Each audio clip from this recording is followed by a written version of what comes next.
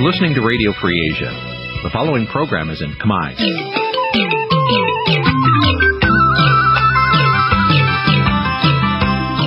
នេះជាកម្មវិធីផ្សាយវិទ្យុអាស៊ីសេរី នេះជាកម្មវិធីផ្សាយរបស់វិទ្យុអាស៊ីសេរីជាភាសាខ្មែរវិទ្យុអាស៊ីសេរីសូមស្វាគមន៍លោកអ្នកនាងទាំងអស់ពីរដ្ឋធានី Washington នៃសហរដ្ឋអាមេរិកពីរដ្ឋធានី Washington ខ្ញុំបាទឆោមចក្រាសូមជម្រាបសួរលោកអ្នកនាងកញ្ញាទាំងអស់ជាទីមេត្រីខ្ញុំបាទសេកបណ្ឌិតក៏សូមជម្រាបសួរអស់លោកអ្នកនាងកញ្ញាអ្នកស្ដាប់ទាំងអស់ជាទីគោរពរាប់អានយើងខ្ញុំសូមជូនកម្មវិធីផ្សាយសម្រាប់ព្រឹកថ្ងៃពុធ 7 កើតខែចែកឆ្នាំមមែសប្បុស័កពុទ្ធសករាជ 2559 ដែលត្រូវនៅថ្ងៃទី 13 ខែមេសា គ្រិស្តសករាជ 2016 បាទថ្ងៃនេះគឺជាថ្ងៃទី 1 នៃពិធីបុណ្យចូលឆ្នាំថ្មីប្រពៃណីជាតិដែលសង្ក្រាន្តនឹងចូលមកដល់នៅម៉ោង 20:00 យប់នេះសួស្តីឆ្នាំថ្មីសួស្តីឆ្នាំថ្មី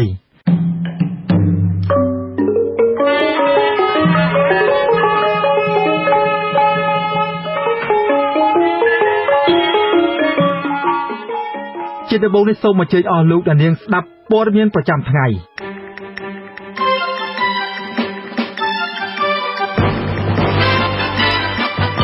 អង្គការសង្គមស៊ីវិលអះអាងថាតុលាការនិងរដ្ឋាភិបាលរំលោភរដ្ឋធម្មនុញ្ញករណីចាប់ខ្លួនលោកអ៊ុំសំអាន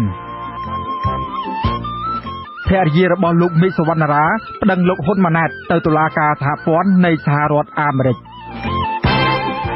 អ្នកស្រាវជ្រាវលើកិច្ចការអភិវឌ្ឍសង្គមរិះគន់ថាលោកហ៊ុនម៉ាណែតនៅមិនទាន់មានស្នាដៃអាចទទួលពានរង្វាន់ភាពជាមេដឹកនាំនោះបាននៅឡើយទេសហគមន៍ជនជាតិដើមភាគតិចភ្នងចោទមន្ត្រីមូលដ្ឋានថាដឹកនាំអ្នកភូមិលក់ដីសហគមន៍រួមនឹងព័ត៌មានមួយចំនួនទៀត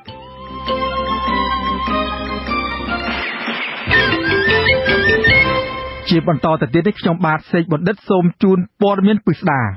ចៅក្រមស៊ើបសួរនៃតុលាការក្រុងភ្នំពេញបញ្ជូនអ្នកតំណាងរាស្ត្រគណៈបកប្រឆាំងលោកអ៊ុំសំអានទៅឃុំនៅក្នុងពន្ធនាគារព្រៃសរភ្លាមបន្ទាប់ពីព្រះរាជអាជ្ញារងចោទប្រកាន់លោករួចរាល់កាលពីថ្ងៃអង្គារម្សិលមិញក្រោមបទចោទញុះញង់នាំឲ្យមានការរើសអើងនិងប្រព្រឹត្តបទឧក្រិដ្ឋជាអាតនៃក្រមព្រហ្មទណ្ឌអង្គការផ្នែកសិទ្ធិមនុស្សដែលធ្លាប់មើលដំណើរការក្តីនេះរិះគន់ថាតុលាការនិងរដ្ឋាភិបាលបានរំលោភរដ្ឋធម្មនុញ្ញជាពិសេសបំពានទៅលើសិទ្ធិរបស់អ្នកតំណាងរាស្ត្រក្នុងករណីចាប់ខ្លួនអ្នកតំណាងរាស្ត្រគណៈបកប្រឆាំងរូបនេះតំណាងរាស្ត្រគណៈបកសង្គ្រោះជាតិកាលពីថ្ងៃទី 12 ខែមេសាម្សិលមិញធ្វើពហិការមិនចូលរួមកិច្ចប្រជុំរដ្ឋសភាព្រោះមិនចង់រំលោភច្បាប់រដ្ឋធម្មនុញ្ញទាក់ទងនឹងការចាប់ឃុំខ្លួនតំណាងរាស្ត្រលោកអ៊ុំសំអានបាទលោកលេងម៉ាលីមានសេចក្តីរាយការណ៍ជុំវិញព័ត៌មាននេះមន្ត្រីជាន់ខ្ពស់គណៈបកសង្គ្រោះជាតិលោកសុនឆៃបញ្ជាក់ថាជំហររបស់គណៈបកសង្គ្រោះជាតិនៅតែថ្កោលទោសនិងចាត់ទុកការចាប់ខ្លួនលោកអ៊ុំសំអានខុសច្បាប់ព្រោះសកម្មភាពរបស់លោកអ៊ុំសំអានជាការបញ្ចេញមតិស្របច្បាប់ក្នុងនាមជាអ្នកតំណាងរាស្ត្រយល់ថាជាសកម្មភាពធ្វើស្របទៅតាមរដ្ឋធម្មនុញ្ញទៅទៀតកម្មភាពរបស់គាត់ដែលសរសេរច្បាស់នៅក្នុងរដ្ឋធម្មនុញ្ញគឺនិយាយអំពីការសម្ដែងយោបល់ការបញ្ចេញមតិក្នុងការបំពេញមុខងាររបស់គាត់ការបញ្ចេញមតិការបញ្ចេញយោបល់ធម្មតាវាមានករណីគ្រប់បែបយ៉ាងទាំងអស់ករណីពាក់ព័ន្ធទៅនឹងអំពើពុករលួយករណីពាក់ព័ន្ធទៅនឹងសិទ្ធិរបស់ពលរដ្ឋការរំលោភដីធ្លីពលរដ្ឋហើយក៏វាពាក់ព័ន្ធទៅនឹងបញ្ហាជាតិធំដែរបញ្ហាឯករាជ្យភាពបញ្ហាបូរណភាពទឹកដីឯជាដើមលោកសុនឆៃថ្លែងក្នុងសន្និសីទកាសែតនាទីស្នាក់ការកណ្ដាលគណៈបកសង្គ្រោះជាតិនៅព្រឹកថ្ងៃទី 12 មេសាថាជំហររបស់ក្រុមតំណាងរាស្ត្រគណៈបកសង្គ្រោះជាតិធ្វើពហិការមិនចូលប្រជុំគណៈកម្មាធិការអចិន្ត្រៃយ៍រដ្ឋសភានិងកិច្ចប្រជុំពេញអង្គរបស់រដ្ឋសភានាពេលរសៀលគឺមិនចង់ចូលរួមធ្វើខុសច្បាប់យើងមិនអាចបណ្តែតបណ្តោយឲ្យស្ថាប័នជាតិស្ថាប័នរដ្ឋសភាដែលចែងច្បាស់លាស់ថាជាស្ថាប័នឯករាជ្យជាស្ថាប័នដែលតំណាងឲ្យប្រជាជាតិខ្មែរទាំងមូលនេះទៅធ្វើការងារមួយដែលមិនច្បាស់លាស់មិនត្រឹមត្រូវតាមគោលការណ៍នៃរដ្ឋធម្មនុញ្ញគឺយើងមិនចូលរួមធ្វើខុសលោកសុនឆៃបន្តថាហេតុផលទី2ដែលមិនទៅចូលរួមប្រជុំសភាពេញអង្គនោះព្រោះតំណាងរាស្ត្រគណៈបកសង្គ្រោះជាតិដឹងមុនថាកិច្ចប្រជុំនោះនឹងមិននិយាយអ្វីក្រៅពីការសម្រេចលើកអភ័យឯកសិទ្ធិអ្នកតំណាងរាស្ត្រឬត្រូវបញ្ឈប់ការចាប់ចងនោះទេលោកសុនឆៃបញ្ជាក់ទៀតថាការលើកអភ័យឯកសិទ្ធិអ្នកតំណាងរាស្ត្រតាមមាត្រា 80 នៃរដ្ឋធម្មនុញ្ញត្រូវតែមានការសម្រេចពីសម្លេងសមាជិកសភា2ភាគ3គឺចាប់ពីចំនួន83នាក់ឡើងទៅរីឯការបញ្ឈប់ការចាប់ចងអ្នកតំណាងរាស្ត្រគឺត្រូវការសម្លេងគាំទ្រចំនួន3ភាគ4គឺ92សម្លេងឡើងទៅ តាក់ទងចំណុចនេះខាងលោកសុនឆៃថ្លែងថាការដកអភ័យឯកសិទ្ធិអ្នកតំណាងរាស្ត្រត្រូវតែមានសម្លេងសមាជិកសភា2ភាគ3ចំណែកឯលោកនាយករដ្ឋមន្ត្រីហ៊ុនសែនលើកហេតុផលដែលថាការបញ្ឈប់ដំណើរការក្តីនេះក៏ត្រូវមានសម្លេង3ភាគ4ដែរដូច្នេះតម្រូវការទាំងពីរនេះមិនអាចរកបានទេនៅពេលដែលអ្នកតំណាងរាស្ត្រគណៈបកសង្គ្រោះជាតិមិនចូលរួមប្រជុំនោះបញ្ហាខាត់ខ្លួនលោកអ៊ុំសំអាននេះត្រូវបានលោកនាយករដ្ឋមន្ត្រីហ៊ុនសែនថ្លែងថាធ្វើឡើងតាមបទល្មើសជាក់ស្ដែងដែលលោកអ៊ុំសំអាននៅតែបន្តបង្ហោះ Facebook អំពីបញ្ហាទាក់ទងនឹងព្រំដែននិងផែនទីคล้ายខ្ញុំមិននិយាយអំពីរឿងនយោបាយទេខ្ញុំនិយាយពីអង្គហេតុរបស់វាសូមអ្នកសង្គមស៊ីវិលនិងពួកអ្នកនិយាយមើលឲ្យច្បាស់រឿងចាប់ក្នុងបទល្មើសជាក់ស្ដែងអ្នកឯងកំពុងធ្វើបទល្មើសជាក់ស្ដែងពេលដែលគេចាប់ខ្លួន Facebook របស់អ្នកឯងនៅកំពុងផ្សាយខ្ញុំបានឲ្យឱកាសគ្រប់គ្រាន់ហើយដោយនាំយកផែនទីពីអង្គការសហប្រជាជាតិមកផ្ទៀងផ្ទាត់ជាមួយផែនទីរដ្ឋាភិបាលមិនមែនយកផែនទីរដ្ឋាភិបាលទៅផ្ទៀងផ្ទាត់ជាមួយនឹងផែនទីអង្គការសហប្រជាជាតិទេទី2ខ្ញុំបានសុំប្រធានាធិបតីប្រាំងដើម្បីនាំមកនៅផែនទីយកមកផ្ទៀងផ្ទាត់ជាមួយផែនទីរបស់រាជរដ្ឋាភិបាលដែលបាននឹងកំពុងប្រាស់គឺអត់មានអីខុសគ្នាទាំងអស់លោកនាយករដ្ឋមន្ត្រីក៏ចេញបញ្ជាឲ្យចាប់ខ្លួនបន្តទៀតចំពោះជនណាដែលនិយាយអំពីបញ្ហាផែនទីคล้ายលោកសំអាងហេតុផល2យ៉ាងលើការបញ្ជាដាច់ណាត់នេះគឺទី1ដោយសារមាត្រាទី2នៃរដ្ឋធម្មនុញ្ញឲ្យប្រើផែនទីខ្នាត1/100,000បោះពុម្ពដោយក្រមភូមិសាស្ត្រឥណ្ឌូចិនក្នុងចន្លោះឆ្នាំ1933ដល់1953ទី2ដរាបណាសុពលភាពនៃសច្ចាប័នលើកិច្ចព្រមព្រៀងបន្ថែមរវាងកម្ពុជានិងវៀតណាមដែលសេចក្ដីឲ្យសច្ចាប័ននិងព្រះមហាក្សត្រឡាយបរលេខាគឺនៅជាធរមានអ្នកឯងនិយាយបែបទីខ្លាំងៗខ្ញុំចាប់អ្នកឯងភ្លាមមិនថាអ្នកឯងជាសមាជិកសភាឬក៏សមាជិកព្រឹទ្ធសភាទេអានឹងជាបទល្មើសជាក់ស្ដែងព្រោះនេះជាការញុះញង់ធំណាស់ដែលបង្កមហន្តរាយដល់ប្រទេសជាតិចឹងអ្នកច្បាប់ទាំងឡាយនិយាយពីច្បាប់អ្នកឯងនិយាយពីច្បាប់ខ្ញុំក៏និយាយពីច្បាប់អ្នកឯងកុំអាងមានអភ័យឯកសិទ្ធិហើយអ្នកឯងមកធ្វើបទល្មើសជាក់ស្ដែងនេះជាបទល្មើសជាក់ស្ដែងប្រធានផ្នែកបច្ចេកទេសស៊ើបអង្កេតនៃអង្គការសិទ្ធិមនុស្សលីកាដូលោកអំសំអាតក៏សម្គាល់ថាការនិយាយអំពីបញ្ហាព្រំដែនគឺជាសិទ្ធិរបស់ពលរដ្ឋនិងជាការងាររបស់អ្នកតំណាងរាស្ត្រស្ដីពីកង្វល់របស់ជាតិប្រជាពលរដ្ឋទាំងអស់មានសិទ្ធិក្នុងការបញ្ចេញមតិនិងកង្វល់របស់ពួកគាត់គ្រប់គ្នាណាហើយជាពិសេសគឺតំណាងរាស្ត្រដែលជាតំណាងរបស់ពលរដ្ឋហ្នឹងការងាររបស់គាត់ក៏ធ្វើអញ្ចឹងហើយអ្វីដែលជាការព្រួយបារម្ភរបស់ពលរដ្ឋគាត់អាចពិនិត្យមើលណាគាត់អាចបញ្ចេញមតិគាត់អាចអីចឹងទាំងអស់អាហ្នឹងវាជាការងាររបស់តំណាងរាស្ត្រហើយនឹងសិទ្ធិសេរីភាពក្នុងការបញ្ចេញមតិរបស់ពលរដ្ឋតែចំណែកឯការបោះបង្គោលព្រំដែនការចរចាជាមួយប្រទេសជិតខាងដើម្បីបោះបង្គោលព្រំដែនវាជាកាតព្វកិច្ចរបស់រដ្ឋាភិបាលមន្ត្រីគណៈបកប្រឆាំងលោកសុនឆៃថ្លែងថាតាក់ទងនឹងករណីរបស់លោកអ៊ុំសំអានគណៈបកសង្គ្រោះជាតិអំពាវនាវឲ្យរដ្ឋាភិបាលដោះលែងជាបន្ទាន់ហើយកុំធ្វើបែបនេះតទៅទៀតព្រោះពេលនេះជាពេលដែលរដ្ឋាភិបាលកំពុងពង្រឹងនីតិរដ្ឋលោកថាគណៈបកសង្គ្រោះជាតិនៅតែបន្តអនុវត្តគោលនយោបាយអហិង្សានិងបន្តពង្រឹងវប្បធម៌សន្តិនិកគណៈបកសង្គ្រោះជាតិនឹងជជែកជាមួយគណៈបកប្រជាជនកម្ពុជាដើម្បីដោះស្រាយបញ្ហានេះលោកសុនឆៃបញ្ជាក់ថាការចាប់ខ្លួននេះមិនអាចបិទមាត់គណៈបកសង្គ្រោះជាតិក្នុងការរិះគន់បានឡើយខ្ញុំបាទលេងម៉ាលីវិទ្យុអាស៊ីសេរីពីរាជធានីភ្នំពេញបាទលោកនាងកញ្ញាជាទីមេត្រីតើតើនឹងករណីចាប់ខ្លួនតំណាងរាជគណៈបកប្រឆាំងរូបនេះដែរ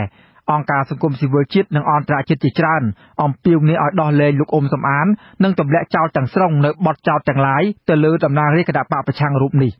ប្រមុខរដ្ឋាភិបាលលោកហ៊ុនសែនអះអាងថាលោកអ៊ុំសំអានបានប្រព្រឹត្តបទល្មើសជាក់ស្ដែងដែលលោកមិនអាចលើកលែងទោសឲ្យបានបាទលោកយ៉ងច័ន្ទរារាយការណ៍ព័ត៌មាននេះនាយកប្រតិបត្តិទទួលបន្ទុកកិច្ចការតំបន់អាស៊ីនៃអង្គការឃ្លាំមើលសិទ្ធិមនុស្សអន្តរជាតិ Human Rights Watch លោក Brett Adam ហៅការចាប់ខ្លួនលោកអ៊ុំសំអាននៅពេលនេះថាជាការរំលោភច្បាប់និងធ្វើឡើងក្រោមហេតុផលនយោបាយតាមរយៈសារអេឡិចត្រូនិកមកកាន់វិទ្យុអាស៊ីសេរីនៅថ្ងៃទី12មេសាលោក Brett Adam ជំរុញឲ្យរដ្ឋាភិបាលដោះលែងលោកអ៊ុំសំអាននិងសកម្មជនគណបកប្រឆាំងផ្សេងទៀតដែលកំពុងជាប់ពន្ធនាគារគាត់គួរតែត្រូវបានដោះលែងភ្លាមៗហើយការផ្ដន្ទាទោសនិងការចាប់ប្រកាន់ដែលមានចរិតនយោបាយទាំងអស់ប្រឆាំងនឹងរូបគាត់និងគណៈបកសង្គ្រោះជាតិត្រូវតែបញ្ចប់ម្ចាស់ជំនួយគួរតែប្រាប់ទៅរដ្ឋាភិបាលកម្ពុជាថាការធ្វើបែបនេះវាល្មមបញ្ចប់ហើយវាល្មមគ្រប់គ្រាន់ហើយ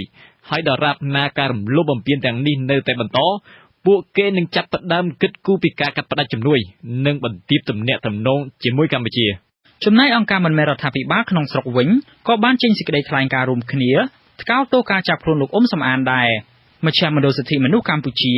សមាគមអាតហុកអង្គការ Confrel និងអង្គការចំនួន10ផ្សេងទៀតហៅការចាប់ខ្លួនលោកអ៊ុំសំអានថាជាការប្រព្រឹត្តផ្ទុយនឹងរដ្ឋធម្មនុញ្ញដែលធានានូវអភ័យឯកសិទ្ធិអ្នកតំណាងរាស្ត្រនិងជាសញ្ញាបង្ហាញពីលំហលទ្ធិប្រជាធិបតេយ្យរួមតូចនិងការមិនទទួលយកនូវនយោបាយបែបពហុបកនៅកម្ពុជានៅក្នុងសេចក្តីថ្លែងការណ៍រួមចេញផ្សាយនៅថ្ងៃទី12មេសាក្រុមអង្គការសង្គមស៊ីវិលទាំងនេះយល់ឃើញថាការចាប់ខ្លួនលោកអ៊ុំសំអានគឺជាការបង្ក្រាបជាប្រព័ន្ធទៅលើគណៈបកប្រឆាំងហើយការធ្វើទុកបុកម្នេញដោយគ្មានការអត់ឱនទៅលើគណៈបកប្រឆាំងបែបនេះគឺជាសញ្ញាគួរឲ្យព្រួយបារម្ភសម្រាប់ការបោះឆ្នោតឃុំសង្កាត់នៅឆ្នាំ2017និងការបោះឆ្នោតសកលនៅឆ្នាំ2018ខាងមុខក្រុមអង្គការសង្គមស៊ីវិលអំពាវនាវដល់រដ្ឋាភិបាលកម្ពុជាឲ្យដោះលែងលោកអ៊ុំសំអានជាបន្ទាន់ហើយត្រូវទម្លាក់ចោលរាល់បទចោទទាំងឡាយប្រឆាំងនឹងរូបលោកជុំវិញរឿងនេះនៅក្នុងពិធីសំណេះសំណាលជាមួយគ្រួសារយោធិនពិការនៅខេត្តសៀមរាបព្រឹកថ្ងៃទី12មេសាលោកនាយករដ្ឋមន្ត្រីហ៊ុនសែនអះអាងថាលោកត្រូវតែចាប់ខ្លួនលោកអ៊ុំសំអានព្រោះតំណាងរាស្ត្របកប្រឆាំងរូបនេះប្រព្រឹត្តបទល្មើសជាក់ស្ដែងខ្ញុំបានផ្ដល់ឱកាសឲ្យពួកគេគ្រប់គ្រាន់ណាស់ទៅហើយប៉ុន្តែនិយាយពីផ្លូវច្បាប់គ្មានការចាំបាច់ដើម្បីជំទាស់ផ្សត់បែបនេះទេប៉ុន្តែខ្ញុំចង់ឲ្យពលរដ្ឋកម្ពុជាយល់ឲ្យបានអំពីទឹកដីកម្ពុជានៅសល់ប៉ុណ្ណាហើយប៉ុណ្ណាចូលទៅដល់រដ្ឋាភិបាលអត់មាននិយាយពីរឿងដកអភ័យឯកសិទ្ធិមិនដកអភ័យឯកសិទ្ធិទេព្រោះចាប់ក្នុងបទល្មើសជាក់ស្ដែងគឺមានតែសួរសភាថាដំណើរការក្តីនេះទៅមុខទៀតឬអត់តំណាងរាជគណៈបកសង្គ្រោះជាតិមណ្ឌលខេត្តសៀមរាបលោកអ៊ុំសំអានត្រូវបានអាជ្ញាធរចាប់ខ្លួនកាលពីម៉ោងជាង12យប់ថ្ងៃអាទិត្យទី10ឈានចូលថ្ងៃទី11មេសាគឺតែប៉ុន្មានម៉ោងក្រោយពេលលោកវិលត្រឡប់ពីសហរដ្ឋអាមេរិកវិញលោកអ៊ុំសំអានគឺជាតំណាងរាស្ត្រមួយរូបដែលនិយាយមិនសំចៃមាត់អំពីរឿងព្រំដែននិងផែនទីរវាងកម្ពុជាជាមួយប្រទេសជិតខាងពិសេសបញ្ហាព្រំដែននិងផែនទីរវាងកម្ពុជានិងវៀតណាមខ្ញុំយ៉ងច័ន្ទដារាវិទ្យុអាស៊ីសេរីរាយការណ៍ពីរាជធានីភ្នំពេញបាទលោកនាងកញ្ញាជាទីមេត្រីការផ្ដល់ពានរង្វាន់ដល់លោកហ៊ុនម៉ាណែតអាចជាការគ្រោងទុកហើយម្ចាស់ពានរង្វាន់ក៏ពុំដឹងអំពីស្ថានភាពនៅក្នុងប្រទេសកម្ពុជាច្បាស់លាស់នោះឡើយនេះបើតាមការអះអាងរបស់អ្នកវិភាគសង្គមលោកកែមលីលោកហ៊ុនម៉ាណែតកាលពីសប្តាហ៍មុនបានទទួលពានរង្វាន់នៃការរួបរวมសាមគ្គីរវាងពលរដ្ឋនៅក្នុងប្រទេសជាមួយនឹងប្រជាពលរដ្ឋនៅក្រៅប្រទេសខណៈលោកមកបំពេញទស្សនកិច្ចនៅក្នុងក្រុងឡុងប៊ិចរដ្ឋកាលីហ្វ័រញ៉ាជាទីដែលពលរដ្ឋខ្មែរអាមេរិកបានធ្វើបាតកម្មជាច្រើនរយនាក់ប្រឆាំងនឹងវត្តមានរបស់លោកហ៊ុនម៉ាណែតនោះបាទសូមស្ដាប់សេចក្តីរាយការណ៍របស់លោកឆោមចក្រាការផ្ដល់ពានរង្វាន់ដល់លោកហ៊ុនម៉ាណែតអាចជាការគ្រោងទុកហើយម្ចាស់ពានរង្វាន់ក៏ពុំដឹងអំពីស្ថានភាពនៅឯប្រទេសកម្ពុជាច្បាស់លាស់ឡើយនេះបើតាមការអះអាងរបស់អ្នកវិភាគសង្គមលោកកែមលីពានរង្វាន់តាមពិតវាល្អឬក៏ជាពានរង្វាន់ស្នាដៃបើសិនជាយើងធ្វើអ្វីទៅសេសភៅសិក្សាស្រាវជ្រាវឬក៏ត្រៃប្រជាធិបតេយ្យការបង្រួមជាតិបានទេហើយមានស្ថាប័នដែលជាស្ថាប័នស្តង់ដារមួយដែលគេទទួលស្គាល់លើពិភពលោកយើងទទួលពានរង្វាន់របៀបហ្នឹងគឺមានកិត្តិយសមានការកោតសរសើរហើយគេផ្ដល់តម្លៃកាលពីថ្ងៃច័ន្ទទី11ពលរដ្ឋខ្មែរអាមេរិកជាច្រើនរយនាក់រួមនឹងអង្គការសមាគមចំនួន6នៅទីក្រុងតាកូម៉ានៃរដ្ឋ Washington ប្រមូលផ្ដុំគ្នានៅមុខសណ្ឋាគារ Red Lion ដើម្បីធ្វើបាតកម្មប្រឆាំងនឹងវត្តមានរបស់ឧត្តមសេនីយ៍ហ៊ុនម៉ាណែតរួមនឹងប្រតិភូអមដំណើរមួយចំនួនទៀតដែលពួកគេរំពឹងថាលោកហ៊ុនម៉ាណែតនឹងមកស្នាក់នៅទីនោះលោកប៉ៅប៊ុនឆេងជាអ្នកចូលរួមម្នាក់ក្នុងចំណោមអ្នកចូលរួមដទៃទៀតថ្លែងប្រាប់វិទ្យុអាស៊ីសេរីក្នុងគណៈដែលលោកកំពុងធ្វើបាតកម្មថារូបលោកក៏ដូចជាពលរដ្ឋខ្មែរអាមេរិកដទៃទៀតពុំគាំទ្រវត្តមានលោកហ៊ុនម៉ាណែតនិងប្រតិភូរួមដំណើរនៅលើទឹកដីនៃរដ្ឋ Washington ជាដាច់ខាតពីព្រោះលោកអះអាងថាពួកគេជាក្រុមដែលជាប់ពាក់ព័ន្ធក្នុងរឿងពុករលួយនិងក្រុមដែលបំផ្លាញប្រទេសជាតិព្រមទាំងមានចេតនាបំបែកបំបាក់សាមគ្គីភាពរវាងពលរដ្ឋខ្មែរនៅឯក្រៅប្រទេសថ្ងៃនេះគឺយើងធ្វើបាតកម្មដើម្បីទាមទារមិនស្វាគមន៍ហ៊ុនម៉ាណែតបាទកាលពីថ្ងៃទី9និងទី10ខែមេសាកន្លងមកនេះក៏មានបាតកម្មប្រឆាំងនឹងលោកហ៊ុនម៉ាណែតនៅក្នុងទីក្រុងឡុងប៊ិចនៃរដ្ឋកាលីហ្វ័រញ៉ាចូលរួមដោយមនុស្សជាច្រើនរយនាក់ហើយជនជាតិអាមេរិកម្នាក់ឈ្មោះ Paul ក៏បានទទួលរងគ្រោះថ្នាក់បែកក្បាលដោយការរុញច្រានពីសំណាក់កងការពារលោកហ៊ុនម៉ាណែតក្នុងគណៈដែលបុរសជនជាតិអាមេរិកម្នាក់នេះព្យាយាមទៅជិតលោកក្នុងគោលបំណងប្រកួតលិខិតស្នាមតាក់ទងទៅនឹងផ្លូវច្បាប់មួយចំនួនជូនលោកហ៊ុនម៉ាណែត ទាក់ទងនឹងបាតកម្មនេះពលរដ្ឋខ្មែររស់នៅប្រទេសកាណាដាក៏ប្រកាសធ្វើបាតកម្មប្រឆាំងនឹងវត្តមានឧត្តមសេនីយ៍ហ៊ុនម៉ាណែតនៅលើទឹកដីកាណាដាដែរប៉ុន្តែពួកគេពុំបានបញ្ជាក់អំពីការបរិច្ឆេទច្បាស់លាស់នៅឡើយពួកគេធ្លាប់អះអាងថាវត្តមានលោកហ៊ុនម៉ាណែតនៅលើទឹកដីបរទេសជាពិសេសនៅឯសហរដ្ឋអាមេរិកនិងកាណាដាគឺជាការព្យាយាមបំបែកបំបាក់សាមគ្គីភាពរវាងខ្មែរនិងខ្មែរនិងគឺជាការបញ្ជ្រាបឥទ្ធិពលរបស់គណៈបកប្រជាជនកម្ពុជាខ្ញុំបាទឆោមចក្រាវិទ្យុអាស៊ីសេរីពីរដ្ឋធានី Washington បាទលោកនាងកញ្ញាជាទីមេត្រី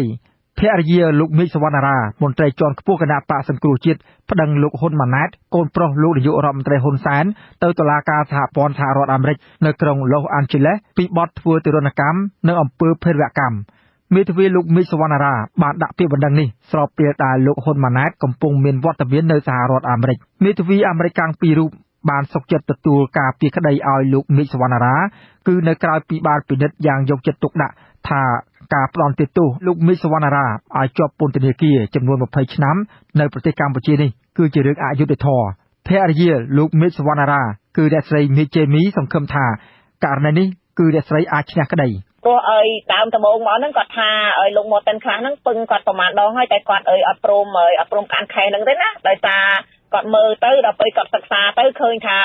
គ្រួសារខ្ញុំមេឃវណ្ណរាហ្នឹងគាត់មានប្រពន្ធហើយកូន3ឃើញថាមានផលវិបាកអញ្ចឹងទៅបានគាត់ប្រាប់កាន់ខែហ្នឹងហើយគាត់ដូចថាគាត់ឃើញកូនស្រីខ្ញុំតូចអញ្ចឹងទៅគាត់ដូចថាគាត់នឹងសប្បាយចិត្តនឹងធ្វើចា៎ក្នុងពាក្យបណ្ដឹងទៅតុលាការសហព័ន្ធអាមេរិកមេធាវីតំណាងឲ្យភរិយាលោកមេឃសវណ្ណារាចោទរដ្ឋាភិបាលកម្ពុជានិងលោកហ៊ុនម៉ាណែតជាអនុមេបញ្ជាការរងនៃកងទ័ពថ្មើរជើងនិងជាប្រធាននាយកដ្ឋានភេរវកម្មថាជាអ្នកទទួលខុសត្រូវពីបទធ្វើទារុណកម្មតាមរយៈការឃុំឃាំងខ្លួនស្រាយតែអំពើចិត្តក្រៅច្បាប់ការឃុំខ្លួនរយៈពេលយូរនិងអំពើភេរវកម្មអន្តរជាតិក្នុងបណ្ដឹងនោះក៏បានទាមទារការខូចខាតដែលបង្កឲ្យប៉ះពាល់ដល់ចេតនាលើផ្លូវចិត្តការវាយដំការចាប់ដាក់ពន្ធនាគារនិងបាត់បង់សិទ្ធិរស់នៅជួបជុំគ្រួសារលោកមេឃសវណ្ណារាគឺជាមន្ត្រីម្នាក់ក្នុងចំណោម11នាក់របស់គណៈបកសង្គ្រោះជាតិដែលតុលាការបានផ្តន្ទាទោសឲ្យជាប់ពន្ធនាគាររយៈពេល20ឆ្នាំកាលពីថ្ងៃទី15ក្រោមបទចោទថាដឹកនាំកុបកម្មនាំឲ្យមានអំពើហិង្សានៅស្ពាននៀកក្បែរទីលានប្រជាធិបតេយ្យកាលពីខែកក្កដាឆ្នាំ2014កាលពីថ្ងៃទី11ខែមេសាលោកមេធាវីជួងជងីដែលការពារក្តីឲ្យលោកមេឃសវណ្ណារាបានប្តឹងសារទុកទៅតុលាការកំពូលប្រឆាំងសាលក្រមនៃសាលាដំបងក្រុងភ្នំពេញដែលមិនអនុញ្ញាតឲ្យលោកបានចេញទៅក្រៅប្រទេសដើម្បីព្យាបាលជំងឺបាទលោកអ្នកស្ដាប់ជាទីមេត្រីព្រឹទ្ធសភាអនុម័តលើសេចក្តីព្រាងច្បាប់សហជីពដោយសម្លេងគាំទ្រ40លើ46ដោយគ្មានការគាំទ្រពីសមាជិកព្រឹទ្ធសភារបស់គណៈបក្សសំរងស៊ីដែលចូលរួមនៅក្នុងកិច្ចប្រជុំកាលពីថ្ងៃអង្គារម្សិលមិញនោះទេ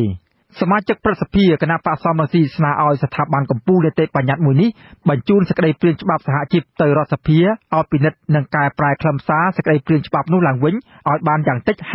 50% បាទលោកប្រាជេវរាយការណ៍ព័ត៌មាននេះសេចក្តីព្រាងច្បាប់សហជីពដែលបញ្ជូនដល់ដៃព្រឹទ្ធសភាអនុម័តនៅពេលនេះព្រឹទ្ធសភាមិនបានកែប្រែចំណុចណាមួយនោះទេទោះមានសំណើពីសមាជិកព្រឹទ្ធសភាគណៈបក្សសំរងស៊ីក្តីកិច្ចប្រជុំដែលចំណាយពេលជាង2ម៉ោងនៅថ្ងៃទី12ខែមេសាក្នុងពេលជជែកសួរដេញដោលនោះមានសមាជិកព្រឹទ្ធសភាមកពីគណៈបក្សសំរងស៊ីតែម្នាក់ទេគឺលោកយូសិងហេងមានឱកាសចេញមតិចោទសួរនិងដាក់សំណើក្រៅពីនេះសមាជិកព្រឹទ្ធសភាមកពីគណៈបក្សប្រជាជនកម្ពុជាសឹងទាំងអស់បានយកវេទិកានោះវិប្រហារការបញ្ចេញមតិរបស់សមាជិកព្រឹទ្ធសភាមកពីគណៈបកប្រឆាំងនិងថ្លែងការពីសេចក្តីព្រាងច្បាប់សហជីពអ្នកនាំពាក្យព្រឹទ្ធសភាលោកម៉ៅប៊ុននាងថ្លែងក្រោយការប្រជុំអនុម័តថាការស្នើរបស់សមាជិកព្រឹទ្ធសភាមកពីគណៈបកសំរងស៊ីឲ្យបញ្ជូនសេចក្តីព្រាងច្បាប់នេះទៅរដ្ឋសភាពិនិត្យឡើងវិញគឺគ្មានមូលដ្ឋានត្រឹមត្រូវទេលោកថាសេចក្តីព្រាងច្បាប់នេះការពីទាំងកម្មករទាំងអ្នកវិនិយោគខ្ញុំសន្និដ្ឋានថានេះជាចរិតរបស់អ្នកប្រឆាំងគឺថាធ្វើម៉េចឲ្យតែបានប្រឆាំងទេបើយើងគិតពីទម្រង់ច្បាប់ហើយនឹងគតិច្បាប់គឺត្រឹមត្រូវស្របច្បាប់ទាំងអស់ហើយរយៈពេល8ឆ្នាំហើយលឿនអីទៀតក្នុងកិច្ចប្រជុំនោះដែរមានការចូលរួមពីតំណាងរដ្ឋាភិបាលគឺរដ្ឋមន្ត្រីក្រសួងការងារលោកអ៊ិតសំហេងនិងតំណាងក្រសួងយុតិធម៌មកថ្លែងការពីនៅវិមានព្រឹទ្ធសភាសេចក្តីព្រាងច្បាប់ស្តីពីសហជីពដែលមាន17ជំពូកនិង100មេត្រាត្រូវបានរដ្ឋសភាអនុម័តកាលពីថ្ងៃទី4ខែមេសាសមាជិកព្រឹទ្ធសភាមកពីគណៈបក្សសំរងស៊ីលោកយូសិងហេងលើកឡើងថា សេចក្តីព្រាងច្បាប់នេះគឺរដ្ឋបတ်សិទ្ធិសេរីភាពការធ្វើបាតកម្មកោតកម្មរបស់កម្មករនិងបង្កការលំបាកដល់ការបង្កើតសហជីពព្រមទាំងបើកដៃរដ្ឋាភិបាលជ្រៀតជ្រែកផ្នែកហិរញ្ញវត្ថុរបស់សហជីពលោកស្នើមានការកែសម្រួលសេចក្តីព្រាងច្បាប់នេះឡើងវិញអញ្ចឹងទេខ្ញុំឃើញថាត្រឹមជារួមមកគឺច្បាប់នេះមានការនៅសល់ខ្វះប្រហោងច្រើនហើយមិនបានតម្រូវនៅភាគីសហជីពដែលចូលរួមនឹងមិនបានដោះស្រាយនៅអ្វីដែលជាសំណុំពររបស់គាត់ដូច្នេះខ្ញុំសូមជាចុងក្រោយនេះសូមឲ្យអង្គព្រឹទ្ធសភាបញ្ជូនច្បាប់នេះត្រឡប់ទៅឲ្យរដ្ឋសភាវិញគណៈបកប្រឆាំងសង្គមស៊ីវិលសហជីពសមាជិកសភាអាស៊ាននិងសហគមន៍អន្តរជាតិតែងតែបញ្ចេញមតិប្រតិកម្មមិនពេញចិត្តចំពោះសេចក្តីព្រាងច្បាប់នេះកាលពីថ្ងៃទី5ខែមេសាក្រុមសមាជិកសភាអាស៊ានផ្នែកសិទ្ធិមនុស្សស្នើឲ្យព្រឹទ្ធសភាបដិសេធសេចក្តីព្រាងច្បាប់នេះហើយបញ្ជូនត្រឡប់ទៅស្ថាប័នជំនាញដើម្បីពិនិត្យឡើងវិញដោយសារតែពួកគេយល់ថាសេចក្តីព្រាងច្បាប់នេះពុំបានឆ្លងការពិគ្រោះយោបល់គ្រប់គ្រាន់និងបំពេញបានត្រឹមត្រូវតាមបទដ្ឋានច្បាប់អន្តរជាតិប៉ុន្តែមិនទទួលបានការឆ្លើយតបទេចំណែករដ្ឋមន្ត្រីក្រសួងការងារលោកអ៊ិតសំហេងថ្លែងប្រាប់អង្គប្រជុំក្រោយព្រឹទ្ធសភាអនុម័តសេចក្តីព្រាងច្បាប់ថាសេចក្តីព្រាងច្បាប់នេះមិនជ្រៀតជ្រែកហិរញ្ញវត្ថុសហជីពទេប៉ុន្តែក្រសួងត្រូវតែដឹងពីប្រភពចំណូលរបស់សហជីពតែតងការធ្វើកោតកម្មបាតកម្មលោកថានេះជាវិធីចុងក្រោយដែលកម្មករចង់បានយុត្តិធម៌ប៉ុន្តែមិនមែនគ្រាន់តែមនុស្សពីរបីនាក់មកធ្វើបាតកម្មរំខានឬបំពានទៅកម្មករផ្សេងទៀតដែលគេមិនដឹងអ្វីនោះទេហើយមិនមែនដូចអ្នកយោបាយខ្លះមកនិយាយថាយើងខ្លាចយើងរារាំងសិទ្ធិសេរីភាពនេះមិនមែនទេគឺថាឲ្យតែអនុវត្តត្រឹមត្រូវទៅតាមនីតិវិធីនៃច្បាប់បាទប៉ុន្តែទៅទៅវិញគឺកន្លងមកសិទ្ធិនេះវាច្រើនតែបំពានបាទអនុវត្តមិនបំពានហើយអនុវត្តមិនត្រឹមត្រូវអ្នកនាំពាក្យព្រឹទ្ធសភាលោកម៉ៅប៊ុននាងឲ្យដឹងថាបន្ទាប់ពីព្រឹទ្ធសភាអនុម័តសេចក្តីព្រាងច្បាប់នេះរួចរាល់ហើយព្រឹទ្ធសភានឹងបញ្ជូនទៅក្រុមប្រឹក្សាធម្មនុញ្ញដើម្បីពិនិត្យមើលបន្តមកទៀតនឹងថ្វាយទៅព្រះមហាក្សត្រដើម្បីឡាយព្រះហស្ថចំណែករដ្ឋមន្ត្រីក្រសួងការងារអះអាងថានៅពេលច្បាប់នេះចូលជាធរមានលោកនឹងអនុវត្តឲ្យបានលឿននិងមានប្រសិទ្ធភាពខ្ញុំប្រាជ្ញាវិទ្យុអាស៊ីសេរីភ្នំពេញបាទលោកនាងកញ្ញាជាទីមេត្រីងាកទៅខេត្តមណ្ឌលគិរីឯនោះវិញសមាជិកសហគមន៍និងមន្ត្រីមូលដ្ឋានរៀបចំឯកសារផ្ទេរសិទ្ធិដីភូមិចាស់និងដីព្រៃដំណំរបស់សហគមន៍ពូលេសក្នុងឃុំដាក់ដាំស្រុកអូរាំងខេត្តមណ្ឌលគិរីទៅឲ្យអង្គការមួយរូបធ្វើជាម្ចាស់កម្មសិទ្ធិសមាជិកសហគមន៍ភាគច្រើនចាត់ទុកផែនការលក់ដីនេះថាជារឿងខុសច្បាប់បាទលោករដ្ឋាភិបាលមានសេចក្តីរាយការណ៍ព័ត៌មាននេះ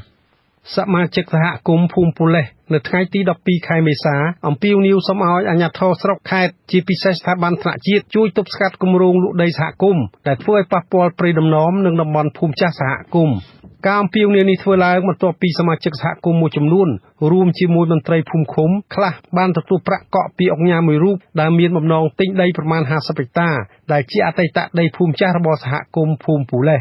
ប្រជាពលរដ្ឋភូមិពូលេសលោកចាស់ខ្លោតបញ្ជាក់ថាឯកសារផ្ទេរសិទ្ធិកាន់កាប់ដីនឹងត្រូវធ្វើនៅក្រៅពេលចូលឆ្នាំខ្មែរតាមរយៈស្នាមមេដៃអ្នកភូមិមួយចំនួនដែលបានយល់ព្រមលក់ដីនោះលោកថាមន្ត្រីភូមិឃុំនៅតំបន់នោះគឺជាអ្នកជំរុញឲ្យអ្នកភូមិលក់ដីក្រោមហេតុផលថាដីនោះនឹងត្រូវរដ្ឋប្រគល់ទៅឲ្យក្រុមហ៊ុនសម្បទានហេតុនេះអ្នកភូមិនឹងមិនបានផលកម្រៃអ្វីពីការផ្ដល់ដីសម្បទានរបស់រដ្ឋនោះឡើយមិនរៀបចំឯកសារឲ្យលុយកក់អីគេកក់ហើយតែមេភូមិគាត់ជាអ្នកនាំកូនចៅគាត់នឹងយកទៅយកនៅឯចេះសំណាក់ទីមួយនៅខេត្តហ្នឹងចំណែកប្រធានភូមិពូលេសលោកភ្ជើគីមទទួលស្គាល់ថាអ្នកភូមិខ្លះបានចូលទៅត្រួសត្រាយព្រៃអតីតភូមិចាស់ដើម្បីត្រៀមលក់ទៅឲ្យឈ្មួញជាអង្គការប៉ុន្តែលោកអះអាងថាមិនស្គាល់ឈ្មោះអង្គការនោះឡើយលោកថាអ្នកភូមិមានគម្រោងខ្វៀលដីព្រៃដំណំចេញពីភូមិចាស់ហេតុនេះប្រសិនអ្នកភូមិផ្តិតមេដាយលើឯកសារផ្ទេរសិទ្ធិលោកនឹងចុះហត្ថលេខាលើឯកសារនោះតាមការស្នើសុំរបស់ពលរដ្ឋសហគមន៍ជនជាតិដើមភាគតិចភ្នងភូមិពូលេសមានសមាជិកជាង100គ្រួសារសហគមន៍នេះចុះបញ្ជីសហគមន៍ជានីតិបុគ្គលកាលពីឆ្នាំ2015និងត្រៀមរៀបចំឯកសារសូមចុះបញ្ជីដីធ្លីសហគមន៍ជាកម្មសិទ្ធិសមូហភាពនាពេលខាងមុខនេះតែទិនករណីនេះដែរមន្ត្រីឃ្លាំមើលសិទ្ធិមនុស្សសមាគមអាត់ហុកខេត្តមណ្ឌលគិរីលោកសុករដ្ឋាបញ្ជាក់ថាដីភូមិចាស់គឺជាដីសមូហភាពសហគមន៍រីឯដីនោះទៀតសោតសហគមន៍បានវាស់វែងគូសផែនទីរក្សាទុកជាដីត្រៀមបំរុងសម្រាប់ចុះបញ្ជីដីធ្លីសហគមន៍ជាកម្មសិទ្ធិសមូហភាពហេតុនេះសមាជិកសហគមន៍មិនអាចលក់ដូរដីនោះបានទេលោកថាសមាជិកសហគមន៍បានផ្ដល់ព័ត៌មានមកការិយាល័យការពារសិទ្ធិមនុស្សអាត់ហុកជួយរកប្រធានការទប់ស្កាត់ការលក់ដូរដីសហគមន៍នេះវាមានការកាត់ឡើងច្រើនចំពោះការរៀបចំឯកសាររៀបចំទិញលក់ដីដែលខុសច្បាប់ហ្នឹងយើងស្នើឲ្យអាជ្ញាធរខេត្តប្រមុខរាជរដ្ឋាភិបាលធ្វើការយកចិត្តទុក ដាក់ឲ្យបានមើងម៉ាត់ផុតចំពោះមន្ត្រីរាជការសាធារណៈណាដែលយកមកតំណែងនឹងទូនាទីហ្នឹងដើម្បីឆ្លៀតឱកាសច្បាមយកផលប្រយោជន៍ពីសហគមន៍ហើយនិងផលប្រយោជន៍ពីដីសាធារណៈរបស់រដ្ឋចំណែកអភិបាលស្រុកអូររាំងលោកនងទុនណារីថ្លែងបញ្ជាក់ថាដីភូមិចាស់គឺជាដីសមូហភាពនិងជាដីតំបន់ព្រៃលំនាំសហគមន៍មិនអាចលក់ដូរបានឡើយលោកបន្តថានឹងត្រួតពិនិត្យសេចក្តីរាយការណ៍របស់សហគមន៍និងពិនិត្យមើលឯកសារផ្ទេរសិទ្ធិប្រសិនអាជ្ញាធរភូមិឃុំបញ្ជូនមកអាជ្ញាធរស្រុកសម្រាប់ខ្ញុំមិនទាន់សន្និដ្ឋានថាម៉េចទេនឹងចាំមើលឯកសារនៅមើលខ្ញុំធម្មតា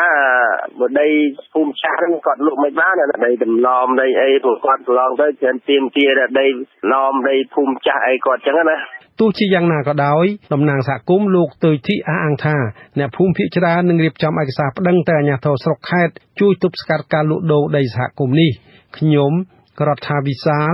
វិទ្យុអាស៊ីសេរីរាយការណ៍ពីខេត្តរតនគិរីបាទលោកនាងកញ្ញាជាទីមេត្រីចំណែកឯទឹកសមុទ្រនៅខេត្តកែបឯនោះវិញដែលពីមុនបានប្រែពណ៌បៃតងខុសពីធម្មតាពេលនេះកំពុងវិលទៅរកភាពប្រក្រតីជាបណ្ដាវិញហើយប្រជាពលរដ្ឋនៅទីនោះនិងភ្ញៀវទេសចរអាចចាប់ផ្ដើមចុះងូតទឹកនិងពិសាអាហារសមុទ្របានដូចពេលមុនដែរបាទសូមស្ដាប់សេចក្តីរាយការណ៍របស់កញ្ញាអ៊ូបាណុងអាជីវកម្មអាហារសមុទ្រនៅខេត្តកែបបានវិលមកសភាពដើមជាបណ្ដាហើយគិតត្រឹមរសៀលថ្ងៃទី12មេសាក្រោយពីស្ថានភាពទឹកសមុទ្របានប្រែជាថ្លាជាងមុនអាជីវករមួយរូបនៅផ្សារក្តាមបានបញ្ជាក់ថាអាជីវកម្មរបស់អ្នកស្រីមានភាពល្អប្រសើរដោយពេលនេះទាំងទឹកសមុទ្រលែងមានក្លិនស្អុយហើយមានភ្ញៀវទេសចរជាបណ្ដាមកលេងកម្សាន្តនៅតំបន់នេះវិញអ្នកស្រីក៏សង្ឃឹមថានឹងមានភ្ញៀវមកកាន់តែច្រើននៅពេលបុណ្យចូលឆ្នាំខ្មែរដ៏ខ្លីខាងមុខនេះអត់អីផងបងដំណើរការធម្មតាបាច់ធម្មតាឥឡូវហ្នឹងបើទោះជាអាជីវកម្មអាហារសមុទ្រមានភាពប្រសើរឡើងតែសេវាស្នាក់នៅដូចជាផ្ទះសំណាក់សន្តាគារនៅមានសភាពស្ងាត់ជ្រងំបើធៀបទៅនឹងពេលមុនផ្ទុះបញ្ហាទឹកសមុទ្រឡើងពណ៌បៃតងនិងមានក្លិនស្អុយរហូតដល់សត្វនៅក្នុងសមុទ្រងាប់អណ្ដែតពេញផ្ទៃទឹកកាលពីចុងខែមីនាអ្នកគ្រប់គ្រងនៅសន្តាគារមួយដែលមានទីតាំងនៅជាប់មាត់សមុទ្រនៅក្នុងក្រុងកែបលោកធីសវណ្ណតារាបានត្អូញត្អែថាសន្តាគារលោកក៏មិនខុសពីសន្តាគារផ្ទះសំណាក់នៅតំបន់នោះដែរគឺមិនមានការកក់ឬស្នាក់នៅច្រើនដូចឆ្នាំមុននោះទេលោកអះអាងថាឆ្នាំមុនក្នុងខែមេសាបែបនេះក្រុងកែបស្ទើរតែរកកន្លែងឲ្យភ្ញៀវស្នាក់នៅមិនបានផ្ទុយមកវិញឆ្នាំនេះការកក់តាមទូរស័ព្ទឬប្រព័ន្ធអេឡិចត្រូនិកត្រូវបានលុបចោលជាច្រើនខាងតែបងខ្ញុំនេះគេភ្ញៀវគាត់call booking តាមលេខទូរស័ព្ទគាត់បាន cancel ខ្លះអស់ហើយព្រោះពីដើមគាត់មានច្រើន call កក់ក្នុងខែចូលឆ្នាំដល់គាត់ cancel អស់ហើយខ្ញុំសួរពួកម៉ាក់ខ្ញុំដែលអូតែផ្សេងសួរថាមានគេ call កក់អីថាអត់មានឆ្នាំនេះអត់មាននាយកខុទ្ទកាល័យនិងជាមន្ត្រីនាំពាក្យនៃក្រសួងបរិស្ថានលោកសៅសុភាពបានថ្លែងប្រាប់វិទ្យុអាស៊ីសេរីនៅថ្ងៃទី12មេសាថាក្រសួងបរិស្ថាននៅតែបន្តតាមដាននៅលើទឹកសមុទ្រនៅតំបន់នេះដោយមានការអង្កេតពីមន្ទីរបរិស្ថានជាសេនាធិការផ្ទាល់នៅតំបន់នោះអញ្ចឹងគឺស្ថានភាពរហូតមកទល់ពេលនេះហ្នឹងអត់មានលើថាមានបញ្ហាអីគួរឲ្យព្រួយបារម្ភទេមន្ទីរបរិស្ថានជាមួយនឹងអង្គភាពពាក់ព័ន្ធដែលជាជំនាញនៅថ្នាក់ខេត្តហ្នឹងក៏នៅតែបន្តតាមដានលោកសៅសុភាពអះអាងថារហូតមកទល់ពេលនេះទឹកសមុទ្រខេត្តកែបបានវិលត្រឡប់មកស្ថានភាពដើមវិញហើយលែងបង្កផលប៉ះពាល់ដល់សុខភាពពលរដ្ឋទៀតផងលោកថាក្រសួងនឹងនៅបន្តតាមដានស្ថានភាពទឹកសមុទ្រហើយនឹងចេញសេចក្តីប្រកាសព័ត៌មានជាថ្មីប្រសិនបើរកឃើញនៅភាពមិនប្រក្រតីណាមួយពីទឹកសមុទ្រនេះនាងខ្ញុំអ៊ូបាណុងវិទ្យុអាស៊ីសេរីភ្នំពេញបាទលោកនាងកញ្ញាជាទីមេត្រី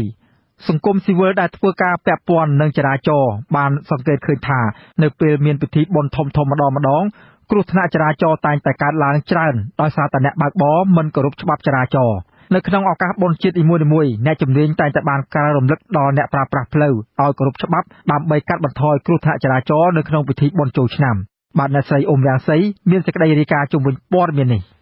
សង្គមស៊ីវិលដែលធ្វើការពាក់ព័ន្ធនឹងចរាចរណ៍ព្រួយបារម្ភប្រជាពលរដ្ឋបើកបរបំពានច្បាប់ចរាចរណ៍ខណៈពិធីបុណ្យចូលឆ្នាំចំនួន3ថ្ងៃ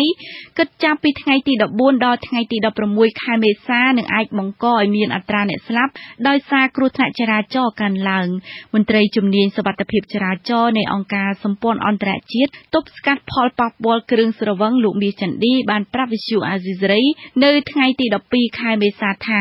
ពិធីបុណ្យចូលឆ្នាំគឺជាពេលវេ លាដែលគ្រួសារខ្មែរជួបជុំគ្នានិងអាចធ្វើដំណើរទៅតំបន់កំសាន្តនានាទូទាំងប្រទេសកម្ពុជាជាការកត់សម្គាល់នៅពេលដែលប្រជាពលរដ្ឋធ្វើដំណើរពេលពិធីបុណ្យជាតិម្ដងនោះគឺជាមិនផុតពីគ្រោះថ្នាក់ចរាចរណ៍និងបណ្ដាលឲ្យមនុស្សជាច្រើនអ្នកស្លាប់និងរបួសជាង 90% កើតឡើងមកពីកត្តាមនុស្សបើកបរមិនគ្រប់ច្បាប់និងខ្វះការប្រុងប្រយ័ត្នអ្នកជំនាញខាងសុវត្ថិភាពចរាចរណ៍រូបនេះក្រើនរំលឹកដល់អ្នកប្រើប្រាស់ផ្លូវទាំងអស់ឲ្យគោរពច្បាប់ដើម្បីកាត់បន្ថយគ្រោះថ្នាក់ចរាចរណ៍នៅក្នុងពិធីបុណ្យចូលឆ្នាំឲ្យមានប្រសិទ្ធភាពប្រជាពលរដ្ឋអ្នកប្រើប្រាស់ផ្លូវទាំងអស់សូមមេត្តាគោរពតម្លៃនៃជីវិតរបស់ខ្លួននិងសូមមេត្តាឲ្យតម្លៃទៅលើអ្នកប្រើប្រាស់ផ្លូវដទៃទៀតដែលនៅលើផ្លូវជាមួយយើងតែយើងប្រព្រឹត្តមើលមានគ្រោះថ្នាក់តែខ្លួនយើងនោះជារឿងរបស់យើងក៏ប៉ុន្តែអ្នកដែលបើកបរលើផ្លូវដទៃទៀតអត់ដឹងអីសោះគេគោរពប្រតិបត្តិច្បាប់ដោយត្រឹមត្រូវតែយើងបំពេញទៅប៉ះគេយើងគួរឲ្យសោកស្ដាយណាស់វាជាអំពើមួយដែលមិនគួរឲ្យមានកើតតទៅសោះលិខិតអំពាវនាវរបស់គណៈកម្មាធិការជាតិសុវត្ថិភាពចរាចរណ៍ផ្លូវគោករបស់ក្រសួងមហាផ្ទៃចេញផ្សាយនៅថ្ងៃទី11ខែមេសាក៏អំពាវនាវទៅកាន់អ្នកប្រើប្រាស់ផ្លូវដែលថាដើម្បីទប់ស្កាត់គ្រោះថ្នាក់ចរាចរណ៍ផ្លូវគោកនៅក្នុងឱកាសបុណ្យចូលឆ្នាំស្ថាប័ននេះបានក្រើនរំលឹកឲ្យអ្នកបើកបរនិងអ្នកធ្វើដំណើរត្រូវប្រកាន់ភ្ជាប់នូវគោលការណ៍ច្បាប់9ចំណុចដើម្បីទប់ស្កាត់គ្រោះថ្នាក់ចរាចរណ៍ចំណុចសំខាន់ទាំង9នោះរួមមានអ្នកបើកបរត្រូវប្រកាន់ទម្លាប់ជាស្វ័យប្រវត្តិគឺមានស្មារតីប្រុងប្រយ័ត្នជានិច្ចចំពោះគ្រោះថ្នាក់ចរាចរណ៍ដែលអាចកើតមានជាយថាហេតុលើផ្លូវថ្នល់អ្នកបើកបរនិងអ្នកធ្វើដំណើរត្រូវពាក់ខ្សែក្រវ៉ាត់សុវត្ថិភាពឲ្យបានគ្រប់គ្នាពេលឡើងបញ្ជាឬជិះរថយន្តអ្នកបើកបរម៉ូតូទាំងអ្នកជិះពីក្រោយត្រូវពាក់មួកសុវត្ថិភាពអ្នកបើកបរត្រូវបញ្ជារថយន្តនៅក្នុងល្បឿនមួយដែលច្បាប់កំណត់ដូចជានៅទីប្រជុំជនសម្រាប់រថយន្តបើកបរនៅក្នុងល្បឿនត្រឹមតែ40គីឡូម៉ែត្រក្នុង1ម៉ោងនិង40គីឡូម៉ែត្រនៅក្រៅទីប្រជុំជនចំណែកម៉ូតូត្រឹម30គីឡូម៉ែត្រក្នុងទីប្រជុំជនអ្នកបើកបរត្រូវបន្ថយល្បឿនតាមច្បាប់កំណត់និងតាមស្ថានភាពជាក់ស្ដែងដូចជាទីប្រជុំជនសាលារៀនផ្លូវចង្ហុកផ្លូវកោងផ្លូវប្រសពផ្លូវចំណោតផ្លូវចង្អៀតផងដែរលិខិតដដែលបញ្ជាក់ដែរថាបើពិសាគ្រឿងស្រវឹងកុំបើកបរនិងមិនត្រូវផ្ទុកលើចំណុះនិងជិះលើដំបូលរថយន្តនៅឡើយការសិក្សាស្ដីពីការត្រួតពិនិត្យល្បឿនបើកបររបស់អង្គការជនពិការអន្តរជាតិដែលចេញផ្សាយកាលពីខែកក្កដាឆ្នាំ2015បង្ហាញថា2ភាគ3នៃចំនួនអ្នកបើកបរបានបើកបរហួសល្បឿនកំណត់អង្គការនេះអះអាងថាការបើកបរហួសល្បឿនកំណត់នេះជាមូលហេតុចម្បងទី1ដែលបង្កឲ្យមានគ្រោះថ្នាក់ចរាចរណ៍នៅក្នុងប្រទេសកម្ពុជាខណៈមានពិធីបុណ្យសំខាន់ម្ដងជាងនេះទៀតតួលេខរបស់ក្រសួងមហាផ្ទៃបង្ហាញថារយៈពេល9ខែនៅក្នុងឆ្នាំ2015មានគ្រោះថ្នាក់ចរាចរណ៍ជាង 3500 ករណីកើតឡើងដោយមានអ្នកស្លាប់ជិត 2000 នាក់និងរបួសធ្ងន់ជាង 3300 នាក់សង្គមស៊ីវិលដែលធ្វើការពាក់ព័ន្ធនឹងចរាចរណ៍នៅកម្ពុជារំពឹងថាអ្នកប្រើប្រាស់ផ្លូវទាំងអស់នឹងមិនបំពានច្បាប់ចរាចរណ៍នៅក្នុងឱកាសពិធីបុណ្យចូលឆ្នាំប្រពៃណីជាតិដើម្បីកុំឲ្យថ្ងៃសប្បាយរីករាយក្លាយជាថ្ងៃកើតទុក្ខព្រោះតែការធ្វេសប្រហែសតែមួយប្រព្រឹត្តភ្នែកខ្ញុំអ៊ុំរៀងសីវិទ្យុអាស៊ីសេរីភ្នំពេញបាទលោកនាងកញ្ញាជាទីមេត្រីបុគ្គលិកបកប្រែភាសាចិនអ្នកជួសជុលនិងអ្នកបើកគ្រឿងចក្រព្រមទាំងកម្មករដាំដំឡូងមីឲ្យក្រុមហ៊ុនភៀពីមិចនៅខេត្តពោធិ៍សាត់ជិត200នាក់គ្រោងធ្វើបាតកម្មទ្រង់ទ្រាយធំនៅក្រៅថ្ងៃទី20ខែមេសាបើក្រុមហ៊ុនមិនបើកប្រាក់ឈ្នួលឲ្យពួកគាត់តាមកិច្ចសន្យាអាជ្ញាធរប្រកាសគាំទ្រចំពោះសំណើកម្មករដើម្បីឲ្យក្រុមហ៊ុនពន្លឿនលើការបើកប្រាក់ឈ្នួលឲ្យកម្មករលោកចិនចេថាមានសេចក្តីរាយការណ៍ព័ត៌មាននេះ ក្រោយពីកម្មករប្រមូលផ្ដុំគ្នាតវ៉ានៅខាងមុខផ្ទះថៅកែជនជាតិចិនស្ថិតនៅភូមិកាច់កង់នៃឃុំអន្សាចំបក់ស្រុករកូររយៈពេល2ថ្ងៃជាប់គ្នាកាលពីថ្ងៃទី10និងថ្ងៃទី11ខែមេសាភាគីក្រុមហ៊ុនបានយល់ព្រមឲ្យកម្មករខ្ចីលុយខ្លះសិនហើយសន្យាថានឹងបើកប្រាក់ឈ្នួលឲ្យគ្រប់ចំនួននៅចន្លោះថ្ងៃទី18ទៅថ្ងៃទី20ខែមេសា តំណាងកម្មករនិងជាអ្នកបកប្រែឲ្យមេការជនជាតិចិនម្នាក់នៅការដ្ឋានទី8គឺលោកតិតហុកលីមឲ្យដឹងនៅថ្ងៃទី12ខែមេសាថាកម្មករប្រមាណ 1000 នាក់ដែលបំពេញការងារតាមជំនាញនៅក្នុងការដ្ឋានចំនួន 20 កំពុងជួបបញ្ហាជីវភាពព្រោះក្រុមហ៊ុនមិនបានបើកប្រាក់ឈ្នួលឲ្យតាំងពីខែវិច្ឆិកាឆ្នាំ 2015 លោកថាកម្មករមិនចង់បើកប្រាក់ឈ្នួលបន្តិចម្ដងនោះទេគឺចង់បើកប្រាក់ឈ្នួលដែលក្រុមហ៊ុនជំពាក់ទាំង 5 ខែកន្លងមកនោះ វ ពួកខ្ញុំនឹងធ្វើជាបាតកម្មមួយទៀតដែលមានគ្នាច្រើនជាងនឹងទៀតបងគឺរួមទាំងអស់គ្នាហើយនិយាយរួមទៅគឺប្រហែលជាអាចប្រមូលគ្នាពីគ្រប់កន្លែងមកទាំងអស់បងព្រោះអីអ្នកម្នាក់គាត់ចាំសន្យានឹងអីដើម្បីឲ្យភ័យនឹងបើសិនជាអត់ទេប្រហែលជាអាចធំជាងនឹងហើយក្នុងមានជនជាតិចិនក៏អត់បើកដែរបងពេលច្រើនគឺ12ខែហ្នឹងបងជនជាតិចិនលោកតាត់ហុកលឹមបញ្ជាក់ថានៅល្ងាចថ្ងៃទី11និងព្រឹកថ្ងៃទី12ភាគីក្រុមហ៊ុនបានឲ្យកម្មករដាំដំឡូងមួយចំនួនខ្ចីប្រាក់ចន្លោះពី 30,000 ទៅ 50,000 រៀលក្នុងម្នាក់ៗចំណែកអ្នកបើកគ្រឿងចក្រចំនួន $40 និងអ្នកបកប្រែ $50 ដើម្បីឲ្យពួកគាត់មានលទ្ធភាពធ្វើសហុយទៅលេងស្រុកកំណើតក្នុងឱកាសបុណ្យចូលឆ្នាំខ្មែរប្រពៃណីជាតិប៉ុន្តែមានអ្នកខ្លះបានចេញទៅផ្ទះដោយគ្មានប្រាក់1រៀលវិទ្យុអាស៊ីសេរីមិនអាចសុំការអត្ថាធិប្បាយបន្ថែមពីតំណាងក្រុមហ៊ុន PPMex គឺលោកលីវជុងនិងលោកស្រីម៉ាលីនបានទេនៅថ្ងៃទី12ខែមេសាដោយលេខទូរស័ព្ទពួកគេមិនអាចទាក់ទងបានអភិបាលស្រុកក្រគរលោកប៊ិនវណ្ណាបញ្ជាក់យ៉ាងខ្លីថាអាជ្ញាធរបានធ្វើកំណត់ហេតុឬកិច្ចសន្យាបើកប្រាក់ឈ្នួលរវាងភាគីក្រុមហ៊ុននិងកម្មកររួចហើយប៉ុន្តែត្រង់ថាភាគីក្រុមហ៊ុនបើកឲ្យកម្រិតណាលោកក៏មិនហ៊ានធានាដែរប៉ុន្តែក្នុងនាមជាអាជ្ញាធរលោកនឹងខិតខំសម្រួលដោះស្រាយបញ្ហានេះទំលងអីគឺនៅពេញ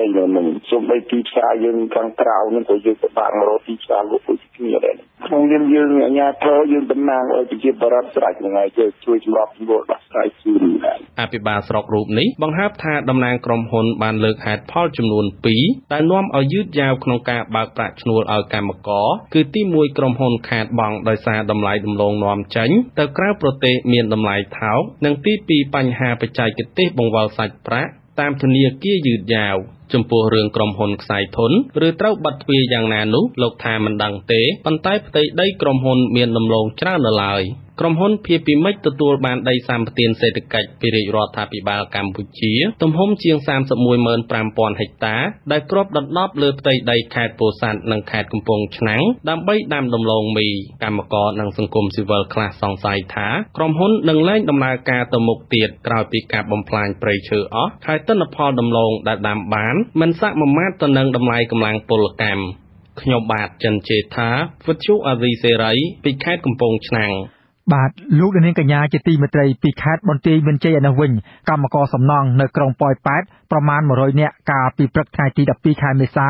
នាំគ្នាតវ៉ានៅទីស្នាក់ការបូរីរស្មីដួងច័ន្ទទាមទារឲ្យម្ចាស់បូរីបើកប្រាក់ឈ្នួលដើម្បីយកទៅលេខស្រុកកំណើតជួបជុំបងប្អូនក្នុងឱកាសបុណ្យចូលឆ្នាំថ្មីប្រពៃណីជាតិខ្មែរក្រុមកម្មករតវ៉ានេះដោយសារពួកគេសូមបើកប្រាក់ពីម្ចាស់បូរីនេះជាច្រើនលើកមកហើយតែពុំទទួលបានលទ្ធផលបាទលោកហុំចម្រើនមានសេចក្តីរាយការណ៍ជុំវិញព័ត៌មាននេះក្រុមកម្មករសំណង់នៅក្រុងប៉ោយប៉ែតកំពុងទន្ទឹងរង់ចាំប្រាក់ឈ្នួលពីថៅកែដើម្បីយកទៅទិញសម្បត្តិឡានត្រឡប់ទៅផ្ទះជួបជុំបងប្អូនឲ្យបានឆាប់រហ័សក្រុមកម្មករសំណង់បូរីរស្មីដួងច័ន្ទមួយចំនួនឲ្យដឹងនៅថ្ងៃទី12មេសាថាពាក្យថ្ងៃបុណ្យចូលឆ្នាំទៅហើយមិនទាន់បានប្រាក់ឈ្នួលការងារពីម្ចាស់បូរីរស្មីដួងច័ន្ទដែលជាចៅសង្កាត់ប៉ោយប៉ែតគឺលោកតាំងគីហេងនៅឡើយទេក្រុមកម្មករបន្ថែមថាប្រាក់ឈ្នួលដែលថៅកែជំពាក់ពួកគេម្នាក់ប្រមាណពី 50,000 ទៅ 1 លានរៀលពលរដ្ឋអះអាងថាថ្មីត្បិតប្រាក់ចំនួននេះមិនច្រើនសម្រាប់អ្នកមានជីវភាពធូរធារក្តីតែចំពោះពួកគេដែលក្រីក្ររកព្រឹកខ្វះល្ងាចនោះគ្មានអ្វីរំពឹងក្រៅអំពីប្រាក់ឈ្នួលនេះយកទៅលេងកម្សាន្តសប្បាយជាមួយបងប្អូនក្នុងថ្ងៃចូលឆ្នាំថ្មីប្រពៃណីជាតិនោះឡើយខ្ញុំមិននឹកឃើញយ៉ាងម៉េចបងពីព្រោះធម្មតាយើង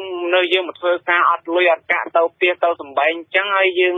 ទៅធ្វើយ៉ាងម៉េចបើសិនតែយើងវាដល់ពេលចូលឆ្នាំហើយអញ្ចឹងហើយយើងមានលុយឯណាទៅចូលឆ្នាំទៅលេងស្រុកលេងស្រែគេបងនិយាយរួមទៅខ្ញុំនឹងខ្វះខាតច្រើនបងខ្វះខាតបើសិនជាខ្ញុំមានខ្ញុំមិនអាចមកធ្វើការប្រពៃទេព្រោះឥឡូវហ្នឹងវាអត់មានហ្មងបងវិទ្យុអាស៊ីសេរីពុំអាចតាក់ទងម្ចាស់បូរីរស្មីដួងច័ន្ទគឺលោកតាំងគីហេងដើម្បីអត្ថាធិប្បាយជុំវិញបញ្ហានេះបានទេនៅថ្ងៃទី12មេសាប៉ុន្តែមេការសំណង់ឈ្មោះពៅអះអាងថាលោកចង់បើកប្រាក់ឈ្នួលឲ្យកម្មករគ្រប់ចំនួនដើម្បីត្រឡប់ទៅជួបជុំបងប្អូននៅឯស្រុកកំណើតដែរប៉ុន្តែលោកថាគ្មានលទ្ធភាពដោយសារថៅកែមិនទាន់បើកប្រាក់ឲ្យលោកគ្រប់ចំនួននៅឡើយគាត់ឲ្យតែឲ្យខ្លះៗអញ្ចឹងណាគ្រប់ចំនួនដែលយើងត្រូវបើកអញ្ចឹងណាបើគាត់ឲ្យផ្សេងខ្លះអញ្ចឹងដោះឲ្យយើងត្រូវបើកចំនួនថាឧទាហរណ៍យើងត្រូវបើក 5,000 ទេយើងបើកបាន3អញ្ចឹងណាបើយើងត្រូវបើកកម្មករអស់ 5,000 យើងបើកបាន3អញ្ចឹងវាចែករំលែកខ្ញុំទិញអ្នកអញ្ចឹងណាមន្ត្រីសម្របសម្រួលសមាគមការពារសិទ្ធិមនុស្សអាត់ហុកខេត្តបន្ទាយមានជ័យលោកសុំចង្គាមានប្រសាសន៍ថាម្ចាស់បូរីមិនបើកប្រាក់ឈ្នួលឲ្យក្រុមកម្មករគ្រប់ចំនួន ជាចេតនារបស់ថៅកែដោយសារខ្លាចកម្មករមិនត្រឡប់មកធ្វើការនៅកន្លែងដើមវិញក្រោយពីចូលឆ្នាំហើយលោកអះអាងទៀតថាករណីបែបនេះកើតមានញឹកញាប់ស្ទើរគ្រប់ការដ្ឋានសំណង់ធំៗនៅក្រុងប៉ោយប៉ែតរៀងរាល់ឆ្នាំហើយពុំមានអាជ្ញាធរណាចេញមុខជួយដោះស្រាយឲ្យក្រុមកម្មករនោះទេមន្ត្រីការងាររដ្ឋមន្ត្រីខាងក្រសួងការងារត្រូវពិនិត្យទៅលើកម្មករការពារផលប្រយោជន៍របស់កម្មករព្រោះដោយសារថាម៉េចកម្មករធ្វើអ្វីដើម្បីផលប្រយោជន៍ដើម្បីលុយដើម្បីកាក់ដើម្បីអាយុជីវិតសម្រាប់ការយកទៅចាយវាយរស់នៅជាមិនផលឲ្យគាត់អញ្ចឹងគាត់រំពឹងអីខែនេះខែបនគាត់ត្រូវទៅជួបសាច់ញាតិទៅជួបអីគួរតែឆាប់បើឆាប់ឃ្លីឆាប់ធ្វើយ៉ាងណាឲ្យគាត់បានទទួលនៅប្រាក់គ្រប់គ្រាន់ផងនៅក្រុងប៉ោយប៉ែតប្រាក់ឈ្នួលការងារសម្រាប់កម្មករគ្មានជំនាញគឺប្រមាណ 25,000 រៀលក្នុងមួយថ្ងៃចំណែកកម្មករដែលយល់ការងារខ្លះៗទទួលបានប្រាក់ឈ្នួលប្រមាណ 30,000 រៀលក្នុងមួយថ្ងៃក្រុមកម្មករអះអាងថាកម្មករសំណង់នៅបុរីរស្មីដួងច័ន្ទក្រុងប៉ោយប៉ែតដែលមិនទាន់ទទួលប្រាក់ឈ្នួលមានប្រមាណ100នាក់ហើយកម្មករខ្លះមកពីខេត្តសៀមរាបព្រៃវែងនិងខេត្តស្វាយរៀងជាដើមខ្ញុំបាទហុំចម្រើនវិទ្យុ RC សេរីពីខេត្តបាត់ដំបងបាទចំណែកនៅឯខេត្តកំពង់ចាមនៅវិញប្រជាសហគមន៍នេសាទនៅឃុំមានស្រុកព្រៃឈរបារម្ភចំពោះបទល្មើសនេសាទដែលកំពុងកើតមានច្រើននៅក្នុងបឹងធំនៅមុនពេលបុណ្យចូលឆ្នាំខ្មែរមកដល់ប្រជាពលរដ្ឋយល់ថាមូលហេតុបទល្មើសកើនឡើងនេះអាចដោយសារតែក្រុមជនល្មើសយល់ថាឱកាសបុណ្យចូលឆ្នាំគឺមិនមានមន្ត្រីជំនាញឬអាជ្ញាធរមិនខ្វល់ខ្វាយអំពីបញ្ហានេសាទខុសច្បាប់នេះឡើយបាទសូមស្ដាប់សេចក្តីរាយការណ៍របស់លោកសុខប្រាថ្នាជុំវិញបញ្ហានេះប្រជាសហគមន៍នេសាទនៅឃុំមានស្នើឲ្យមន្ត្រីជំនាញឬមន្ត្រីអាជ្ញាធរជួយទប់ស្កាត់បទល្មើសនេសាទនៅក្នុងឱកាសពិធីបុណ្យចូលឆ្នាំប្រពៃណីខ្មែរការស្នើនេះពីព្រោះពួកគេសង្កេតឃើញថាគណៈពិធីបុណ្យចូលឆ្នាំថ្មីខិតជិតចូលមកដល់សកម្មភាពនេសាទខុសច្បាប់កើនឡើងគួរឲ្យបារម្ភដោយមានទាំងអួនក្រឡាញឹកប្រវែងចាប់ពី300ម៉ែត្រដល់400ម៉ែត្រជាង10វងព្រមទាំងឧបករណ៍ឆក់ត្រជាក់ជាច្រើនវងផ្សេងទៀតប្រជានេសាទមួយរូបនៅភូមិកំពង់សម្រិតឃុំមានលោករ៉េនរ៉ាន់ឲ្យដឹងថាសកម្មភាពនេសាទខុសច្បាប់គឺប្រព្រឹត្តឡើងទាំងយប់ទាំងថ្ងៃដោយមិនមានអាជ្ញាធរហាមឃាត់ឡើយលោកព្រួយបារម្ភថាក្មេងជំនាន់ក្រោយនឹងលែងស្គាល់ពូជត្រីមួយចំនួនហើយវានឹងឈានទៅរកភាពវិនាសប្រសិនបើអាជ្ញាធរមិនមានវិធានការណាមួយដើម្បីបង្ក្រាបជនទាំងនោះឲ្យមានប្រសិទ្ធភាពទេចូលឆ្នាំកាន់តែខ្លាំងណាស់ព្រោះវាគិតឃើញថាចូលឆ្នាំគ្មានបងប្អូនចូលធរណាគាត់ចុះមកទេគឺគាត់ព្រោះក្អែនរវល់អីចឹងទៅគាត់គិតផឹងណាពីឆ្លៀតអាពេលណាដែលជលផលរវល់ហើយប៉ូលីសរវល់ចឹងទៅបឹងធំជាបឹងមួយដែលមានទំហំទទឹងប្រមាណ4គីឡូម៉ែត្រនិងបណ្ដោយប្រមាណ8គីឡូម៉ែត្រជាប់ស្រុកចំនួន3នៅខេត្តកំពង់ចាមរួមមានស្រុកកងមាសស្រុកកំពង់សៀមនិងស្រុកព្រៃឈរប្រធានសហគមន៍នេសាទបឹងធំឃុំមានលោកមុនឆៃលៀងមានប្រសាសន៍ថាបទល្មើសនេសាទនៅបឹងធំបច្ចុប្បន្នពិតជាមានច្រើនមែនលោកបន្ថែមថាប្រជាសហគមន៍មិនមានសិទ្ធិអំណាចដើម្បីបង្ក្រាបបទល្មើសទាំងនោះទេគឺមានសិទ្ធិត្រឹមរាយការណ៍ទៅមន្ត្រីជំនាញប៉ុណ្ណោះលោកបញ្ជាក់ថាប្រសិនបើសហគមន៍ចុះបង្ក្រាបដោយខ្លួនឯងប្រកាសជាត្រូវប្រឈមមុខជាមួយជនល្មើសទាំងនោះជាក់ជាមិនខានចូលឆ្នាំនេះមើលដល់ខ្ញុំសម្គាល់មើលទៅវាអត់មានសវិការនៅប្រមាណទេមានតែឆក់ក្តាច់បាទឆក់ប្រចាំនេះវាអត់ដែរខ្ញុំឃើញវាមិនដល់100%ទេបើ30%ចំណងទេលោកបន្តថាក្រៅពីឧបករណ៍អួនក្រឡាញឹកអួនត្រជាក់លូស្បៃមុងក៏មានឧបករណ៍មួយប្រភេទទៀតកំពុងពេញនិយមនាពេលបច្ចុប្បន្នគឺលបកន្ទុយកណ្ដុរលោកបន្តថាលបប្រភេទនេះមិនត្រឹមតែដាក់ចូលត្រីប៉ុណ្ណោះទេប៉ុន្តែសូម្បីតែពពួកល្មូនរួមមានអណ្ដើកពស់ព្រមទាំងសត្វស្លាបក៏ជាប់ដែរទើបធ្វើឲ្យប្រជាសហគមន៍កាន់តែបារម្ភឆ្លើយតបទៅនឹងក្តីបារម្ភរបស់ប្រជាសហគមន៍នៃខណ្ឌជលផលខេត្តកំពង់ចាមលោកអុកណារិនមានប្រសាសន៍នៅថ្ងៃទី12មេសាថាខាងលោកបានបង្ក្រាបបទល្មើសមួយចំនួនកាលពីពេលថ្មីៗនេះរួចមកហើយម្យ៉ាងមន្ត្រីជលផលបានចាត់ចែងមន្ត្រីរបស់ខ្លួនដើម្បីចុះពិនិត្យស្ថានភាពបទល្មើសជុំវិញបឹងធំក្នុងឱកាសពិធីបុណ្យចូលឆ្នាំប្រពៃណីខ្មែរទៀតផងយើងនឹងដាក់មន្ត្រីប្រចាំការនៅហ្នឹងណានឹងអរគុណច្រើនណាស់មន្ត្រីសម្របសម្រួលសហគមន៍នៃអង្គការសម្ព័ន្ធភាពដើម្បីអភិរក្សធនធានជលផលអ្នកស្រីនូសរឹមក៏សម្គាល់ឃើញថាជារៀងរាល់ឆ្នាំនៅពេលមានពិធីបុណ្យជាតិធំជលល្មើសតែងឆ្លៀតឱកាសដើម្បីនេសាទខុសច្បាប់នៅតំបន់មួយចំនួនអ្នកស្រីថាទាំងមន្ត្រីជំនាញឬអាជ្ញាធរក៏បីគាំទ្រដល់ប្រជាសហគមន៍នេសាទតាមរយៈផ្ដល់ប្រាក់លើកទឹកចិត្តដល់ពួកគាត់សម្រាប់ចុះល្បាតតាមបឹងក្នុងអំឡុងពេលចូលឆ្នាំប្រពៃណីខ្មែរបន្ថែមពីនេះអាជ្ញាធរត្រូវរឹតបន្តឹងច្បាប់ជលផលចំពោះការប្រើប្រាស់ឧបករណ៍នេសាទខុសច្បាប់ឲ្យបានប្រសើរម្យ៉ាងប្រជាពលរដ្ឋត្រូវយល់ដឹងអំពីសារៈប្រយោជន៍នៃធនធានជលផលដោយខ្លួនឯងផងដែរខ្ញុំសោតសុខប្រាថ្នាវັດឈូអាស៊ីសេរីពីខេត្តកំពង់ចាម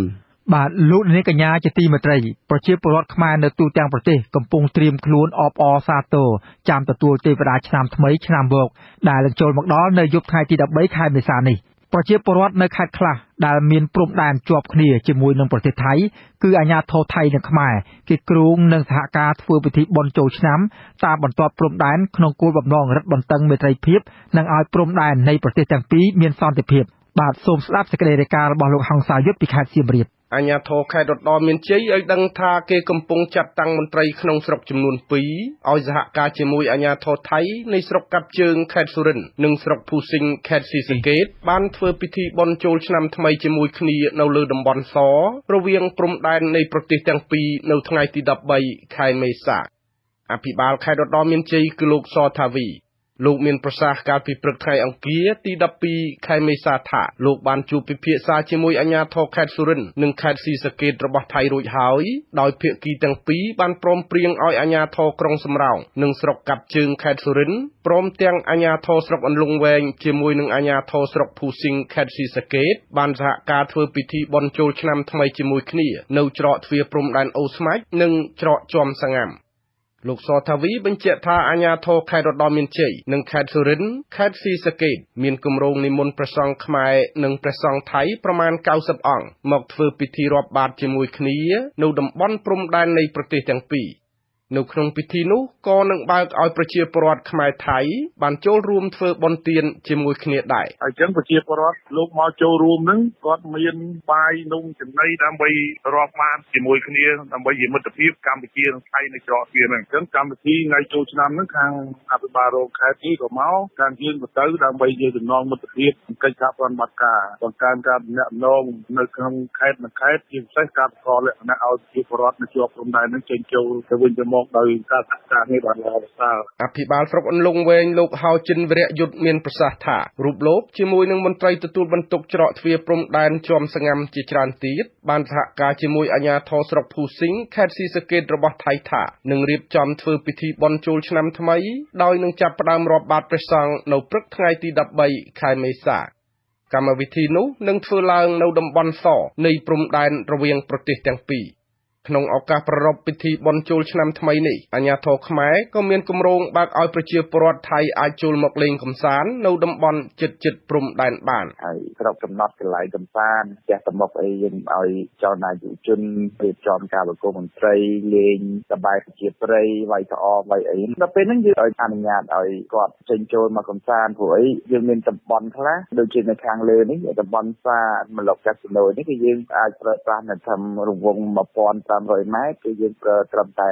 បទព្រំដែនចូលដោយមិនប្រើប៉ាសពតទេហ្នឹងជាគោលការណ៍អាជ្ញាធរខេត្តរតនមានជ័យឲ្យដឹងថារយៈពេល 4-5 ឆ្នាំមកហើយនៅរដូវចូលឆ្នាំគឺអាជ្ញាធរខ្មែរនិងថៃនៅខេត្តបុរីរាំងខេត្តសុរិន្ទនិងខេត្តស៊ីសង្កេតតែងសហការរៀបចំធ្វើពិធីជាមួយគ្នានៅតាមច្រកព្រំដែនខ្លះដូចជានៅច្រកជប់គគីប្រាសាទតាមាន់ធំនៅច្រកអូស្មាច់និងជាំសងាំជាដើមហើយអាជ្ញាធរនៃប្រទេសទាំងពីរតែងបើកឲ្យប្រជាពលរដ្ឋខ្មែរថៃបានចេញចូលរកគ្នាខ្ញុំហងសាវយុទ្ធវិទ្យុអាស៊ីសេរីរាយការណ៍ពីខេត្តសៀមរាបលោកនាងជាទីមេត្រីកម្ដៅបរិយាកាសនៅក្នុងប្រទេសកម្ពុជាអាចកើនឡើងដល់40អង្សាសេនៅក្នុងអំឡុងពេលបុណ្យចូលឆ្នាំថ្មីនេះសេចក្តីប្រកាសព័ត៌មានស្តីពីការព្យាករណ៍អាកាសធាតុប្រចាំសប្តាហ៍របស់ក្រសួងធនធានទឹកនិងអូតូនិយមចុះថ្ងៃទី11ខែមេសាឲ្យដឹងថាចាប់ពីថ្ងៃទី11ដល់ថ្ងៃទី17ខែមេសាសីតុណ្ហភាពនៅតំបន់វាលទំនាបតំបន់មាត់សមុទ្រនិងតំបន់ខ្ពង់រាបអាចមានចន្លោះពី34ដល់40អង្សាសេក្រសួងធនធានទឹកឲ្យដឹងដែរថាក្នុងចន្លោះពេលនេះអាចមានភ្លៀងកក់ខែនៅខេត្តមណ្ឌលគិរីនិងខេត្តកោះកុងព្រមទាំងអាចមានភ្លៀងកក់ខែលាយឡំផ្គររន្ទះនិងខ្យល់កន្ត្រាក់នៅខេត្តបាត់ដំបងប៉ៃលិនខេត្តបន្ទាយមានជ័យនិងខេត្តឧត្តរមានជ័យបាទលោកនាងកញ្ញាទើបបានស្ដាប់ព័ត៌មានប្រចាំថ្ងៃរបស់វិទ្យុអាស៊ីសេរីដែលរៀបចំជូនដល់ខ្ញុំបាទសេកបណ្ឌិតពីរដ្ឋធានី Washington សហរដ្ឋអាមេរិកសូមលោកនាងរងចាំស្ដាប់សេចក្តីរាយការណ៍ពិស្ដារផ្សេងៗទៀតនៅពេលបន្តិចទៀតនេះ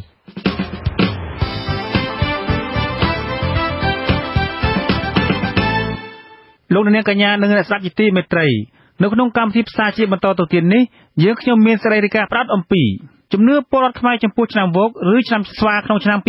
2016បាទសូមអញ្ជើញលោកនាងស្ដាប់ការផ្សាយរបស់យើងខ្ញុំដែលមានជាបន្តដោយមេត្រី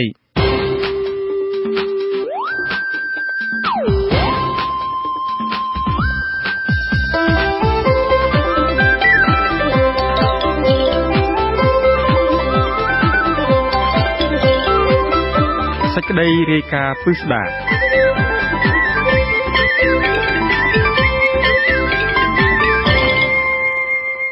បាទឆ្នាំវោកឬឆ្នាំស្វាស្ថិតនៅក្នុងលំដាប់លេខរៀងទី9នៃឆ្នាំខ្មែរទាំង12ស្វាជាសត្វព្រៃប៉ុន្តែវាមានទំនាក់ទំនងជិតស្និទ្ធទៅនឹងជីវភាពរស់នៅប្រចាំថ្ងៃរបស់មនុស្សជាយូរឆ្នាំមកហើយពេលខ្លះសត្វស្វាក៏ត្រូវបានគេចាប់យកមកចិញ្ចឹមមើលថែនិងស្រឡាញ់ចូលចិត្តដូចជាសត្វស្រុកដទៃទៀតដែរតើព្រឹទ្ធាចារ្យនិងអ្នកស្រាវជ្រាវនានាមានជំនឿយ៉ាងណាខ្លះចំពោះឆ្នាំវោកឬឆ្នាំស្វានេះពីរដ្ឋធានី Washington លោកសេចបណ្ឌិតអត្ថាធិប្បាយជុំវិញរឿងនេះដូចតទៅសត្វអម្បូរស្វាមានរូបរាងឬអវយវៈស្រដៀងគ្នាទៅនឹងមនុស្សលោកយើងនេះច្រើនជាងបណ្ដាសត្វដទៃទៀតហើយមនុស្សណាមុខអាក្រក់ឬមិនសង្ហាក៏គេបន្តបង្អាប់ដោយស្វាដែរចំណែកនៅក្នុងសង្គមសិល្បៈខ្មែរក៏មានសិល្បករតែងតួជាសត្វស្វាសម្ដែងក្នុងរឿងល្ខោនរបាំរហូតមានជាចម្រៀងច្រៀងបង្អាប់គ្នាទៅវិញទៅមកដោយប្រដូចទៅនឹងសត្វស្វាផងដែរព្រឹទ្ធាចារ្យដែលមានបទពិសោធន៍ក្នុងសង្គមជាច្រើនចំនួនបានសិក្សាលើអត្តចរិតមនុស្សសត្វទាំង12នៃឆ្នាំខ្មែរពួកគាត់បានបង្ហាញសោទិដ្ឋិនិយមចំពោះឆ្នាំវោកឬឆ្នាំស្វាដែលត្រូវចំឆ្នាំ2016នេះហោរាចិននិងព្រឹទ្ធាចារ្យខ្មែរមួយចំនួនបានសិក្សាស្រាវជ្រាវតាមក្បួនជំនឿឃើញថាឆ្នាំវោកឆ្នាំ2016នេះគឺជាស្វាភ្លើងដែលស្ថិតនៅក្នុងលក្ខណៈពិសេសមួយគឺក្នុងរង្វង់60ឆ្នាំទើបជួបម្ដងលោកគ្រូអាចារ្យធម្មនីតិកែសំអឿនមានប្រសាសន៍ថាថ្មីត្បិតឆ្នាំនេះជាស្វាភ្លើងពិតមែនប៉ុន្តែវាបាននាំមកនៅជោគលាភល្អហើយបើទោះបីជាជួបរឿងរ៉ាវអាក្រក់ខ្លះក៏មិនបង្កឲ្យមានការខាតបង់អ្វីធំដុំនោះឡើយលោកក៏សម្គាល់តាមបុរាណកាលមកឃើញថាឆ្នាំវោកឬឆ្នាំស្វាគឺជាឆ្នាំមួយតែងតែនាំមកនៅមហិទ្ធិឫទ្ធិខ្លាំងព្រោះសត្វស្វាជាសត្វមួយក្លាហានហ៊ានហក់លោតពីដើមឈើមួយទៅដើមឈើមួយទោះនៅទីទាបឬក៏ទីខ្ពស់យ៉ាងណាក្តីស្វាឆ្នាំនេះគ្រាន់តែចូលភ្លាមមកដឹងថាស្វាភ្លើងទៀតអញ្ចឹងអាកាសធាតុនេះក្តៅមែនទែនហើយគួរកូនចៅគួរប្រុងប្រយ័ត្នរឿងភ្លើងផ្សែងណាងាយនឹងឆាប់ឆេះងាយនឹងរងគ្រោះដោយសារភ្លើងដោយសារធាតុរបស់ស្វាឆ្នាំនេះ60ឆ្នាំបានដល់ម្ដងស្វាភ្លើងនេះប៉ុន្តែភ្លើងមែនបើយើងប្រុងប្រយ័ត្នវាអាចអ្វីវាស្ថិតក្នុងលើការប្រុងប្រយ័ត្នដែលជារឿងល្អវិញឆ្នាំស្វាអាចคล้ายទៅជាហនុមានគឺជាសេនារបស់អ្នកមានមហិទ្ធិឫទ្ធិជាងស្វានឹងក៏មកជាតិទៀតនេះគ្រប់អម្បូរស្វាបើតាមជំនឿបុរាណថាមកជាតិទៀតហើយវាជាមនុស្សលោកគ្រូអាចារ្យរូបនេះបន្តថាបើសង្កេតទៅលើបុគ្គលិកលក្ខណៈតាមធម្មជាតិខាងក្រៅវិញស្វាវាមានទំនាក់ទំនងជិតស្និទ្ធជាមួយនឹងមនុស្សជាងបណ្ដាសត្វព្រៃណាទាំងអស់ខាត់ជិតចូលមនុស្សមែនទែនទៀតទោះបីតែប្រកបជាម្ចាស់យើងនឹងក៏ស្វានឹងមានវិស័យពេលដែលពិខុសង្ឃឈ្លោះទាស់ទែងគ្នាប្រកបជាម្ចាស់ទីមាននឹងស្ដាប់ប្រាប់មិនតាមអញ្ចឹងទៅព្រះអង្គទៅគង់នៅព្រៃប៉ាលីឡៃនោះមានសត្វស្វាមុនគេទៀតហើយមានសត្វដំរីតែឥឡូវយើងនិយាយអំពីសត្វស្វានឹងមុនគេដែលចូលទៅប្រណិប័តចូលទៅគោរពចូលទៅបម្រើព្រះណាសត្វស្វាមួយចំនួនដែលគេបាននាំយកមកពីព្រៃឲ្យចូលមកនៅក្នុងសង្គមមនុស្សត្រូវបានគេស្លៀកពាក់ឲ្យដូចជាមនុស្សដែរនិងបានបង្ហាត់ឲ្យចេះមុខរបរមួយចំនួនដូចជារកចៃលេងសៀកសម្ដែងភាពយន្តនិងវាយបុកជាដើមក្រុមអ្នកជំនាញរបស់អង្គការអភិរក្សសត្វព្រៃអន្តរជាតិបានសិក្សាឃើញថាកម្ពុជាមានពូជស្វាប្រមាណ11ប្រភេទស្វាទាំងនោះរស់នៅរប៉ាត់រប៉ាយពេញប្រទេសកម្ពុជាក៏ប៉ុន្តែពួកវាកំពុងប្រឈមទៅនឹងការគំរាមកំហែងដោយសារតែបញ្ហាខ្វះទីជម្រកនិងអាជីវកម្មបរបាញ់សត្វល្មើសច្បាប់របាយការណ៍របស់អង្គការអភិរក្សសត្វព្រៃរកឃើញទៀតថាសត្វស្វាភាគច្រើនមាននៅតំបន់ព្រៃអភិរក្សក្នុងភូមិភាគឦសាននៃប្រទេសកម្ពុជានិងតំបន់ជុំវិញបឹងទន្លេសាបតើតើនឹងឆ្នាំថ្មីឆ្នាំវោកនេះលោកបណ្ឌិតអាំងជូលៀនដែលបានសិក្សាពីជំនឿខ្មែរមានប្រសាសន៍ថាឆ្នាំវោកឬឆ្នាំស្វាលោកពុំឃើញមានកំណត់ត្រាណាមួយនៅលើសាលាចារឹកដែលនិយាយអំពីជំនឿទៅលើឆ្នាំនេះឲ្យជាក់លាក់នោះទេលោកថាជំនឿនេះមានតែអ្នកសិក្សាពីវិទ្យាហោរាសាស្ត្របានចងក្រងតែរៀងៗខ្លួនទៅតាមអ្នកដែលមានជំនឿហើយមួយផ្នែកទៀតក៏ជឿទៅតាមការកត់ចំណាំពីសកម្មភាពការងារប្រចាំថ្ងៃនិងចរិតរបស់មនុស្សសត្វហើយក៏និយាយប្រាប់តគ្នាទៅវិញទៅមកនៅពេលខ្លះក៏ត្រូវនៅពេលខ្លះក៏ខុសដែរខ្ញុំដូចខ្ញុំគ្រួសារខ្ញុំពុំមានមកខ្ញុំមានតូនប្រុសមួយឆ្នាំស្វាកាលពីតូចទេដូចថាវា ក្មេងណាជាងកាលវាមិនទៅលពោទីខូចទេវាក្មេងណាហើយក៏យើងជាចាស់គឺមនុស្សចាស់ឲ្យថាហ្នឹងឆ្នាំទៅយ៉ាងណាណាសូមបើខ្លួនខ្ញុំគឺខ្ញុំធ្លាប់និយាយលេងខ្លួនឯងណាដល់ជាព្រោះអីឆ្នាំឆ្លូវហើយតាំងខ្ញុំតែនិយាយមួយគេមួយឯងថាខ្ញុំវាកាត់ឆ្នាំឆ្លូវចឹងដល់ខ្ញុំនឿយតែតាមទំនេរវិញគឺដូចសាក់គូណាគូធ្វើស្រែប៉ុន្តែហ្នឹងវានៅតែក្នុងត្រឹមតែការនិយាយលេងឲ្យមានថាស្អីមែនទេណាទៅជឿថាអ្នកណាឆ្នាំឆ្លូវនេះមនុស្សនឹងវាចេះរបស់វាដែលលឺណាបាទចំណែកលោកបណ្ឌិតស៊ូនអសតជំនួយការសិក្សាស្រាវជ្រាវនៃពុទ្ធសាសនាបណ្ឌិតនិងជាសមាជិកនៃក្រុមប្រឹក្សាភាសាជាតិមានប្រសាសន៍ថាអ្នកយល់ដឹងទៅលើឆ្នាំវោកភាគច្រើនគឺពឹងផ្អែកទៅលើអត្តចរិតរបស់សត្វស្វានៅលើភពផែនដីក៏ប៉ុន្តែក្រុមជំនុំតារាសាស្ត្រពីបុរាណគឺគេកំណត់ទៅតាមពន្លឺផ្កាយនៅលើមេឃនៃចម្ពោះទ្វីបដែលបង្ហាញខ្លួនដោយរូបសត្វទាំង12នៃឆ្នាំនីមួយៗក្នុងនោះមានសត្វស្វាជាដើមដូចថាយកស្វាសត្វស្វាមកតាំងឲ្យអញ្ចឹងទៅហើយធ្វើរបៀបកម្មិចកម្មើធ្វើរបៀបគេហៅថាចរិតលក្ខណៈជាស្វាដែលនៅលើភពផែនដីនេះគឺមិនស្អីបាទមិនត្រូវបាទឆាត់មកយើងនិយាយអំពីតារាវិទ្យាដែលគេតាំងឲ្យរូបផ្កាយដែលមានរាងជាសត្វស្វានៅឯលើមេឃនោះអានឹងគឺថាជាតំណាងឲ្យពន្លឺដែលភ្លឺស្វាងរបស់ពួកសត្វនោះដែលគេកំណត់ថាជាសត្វទៀតដូចជាពួកហនុមានពួកអីអញ្ចឹងទៅវិញណាអញ្ចឹងតើតងនឹងការព្យាករណ៍លើផលដំណាំវិញលោកបណ្ឌិតស៊ូនអសតបានឲ្យដឹងដែរថាពីបុរាណមកចាស់ក៏មានការកត់សម្គាល់តគ្នាមកខ្លះដែរដូចជាថាឆ្នាំស្វាការដាំដំណាំពោតនិងសណ្ដែកច្រើនទទួលផលល្អចំណែកស្រូវអង្ករវិញមិនសូវជាបានទទួលផលល្អប្រមាណទេអាហ្នឹងគេគ្របចំណាំអញ្ចឹងពីពោះគេចំណាំថាតាមតែតាត់ទៅបរិភោគអីពីអីទៅថាវាពីពោតសណ្ដែកលណតែជាអន្តផលហ្នឹងទេអាហ្នឹងគេថាផលហ្នឹងវាបានច្រើនទៅតាមតាត់ហ្នឹងដែលបរិភោគហ្នឹងបាទអាហ្នឹងគេនិយមជំនឿទៅអញ្ចឹងទៅវិញហើយដូចយើងជំនឿថាឆ្នាំរោងសត្វនាគហ្នឹងលេងទឹកហើយទឹកហ្នឹងពលីមេគង្គក្តីទឹកភ្លៀងក្តីច្រើនតែធំជន់លឹកអីអាហ្នឹងគេចំណាំអញ្ចឹងហ្នឹងដូចគ្នាអញ្ចឹងដែរបាទដោយឡែកទំនាយប្រចាំឆ្នាំនៅក្នុងសៀវភៅមហាសង្ក្រាន្តឆ្នាំថ្មីឆ្នាំវោក2016នេះដែលរៀបរៀងដោយនាយកគណៈកម្មការស្រាវជ្រាវវិទ្យាហោរាសាស្ត្រប្រពៃណីទំនៀមទម្លាប់ខ្មែរលោកអឹមបូរិនឲ្យដឹងដែរថាអាកាសធាតុឆ្នាំនេះមិនក្តៅមិនត្រជាក់ប៉ុន្តែអាចមានខ្យល់ព្យុះខ្លាំងនិងអាចកើតហេតុអាក្រក់អំពីដីធ្លីផលដំណាំឆ្នាំនេះទាយថាស្រូវស្រែចម្ការអាចបានផលពាក់កណ្ដាលខូចពាក់កណ្ដាលចំណែកប្រជានារីអាចមានសេចក្តីសុខនិងទុក្ខស្មើគ្នា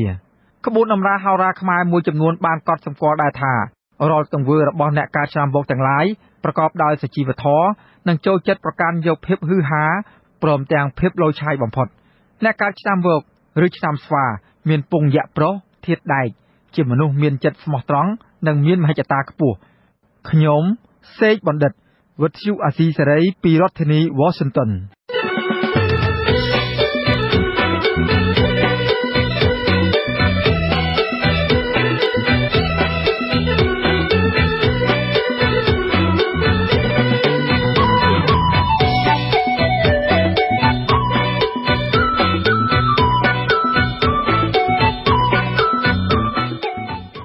បាទលោកនាងកញ្ញាជាទីមេត្រី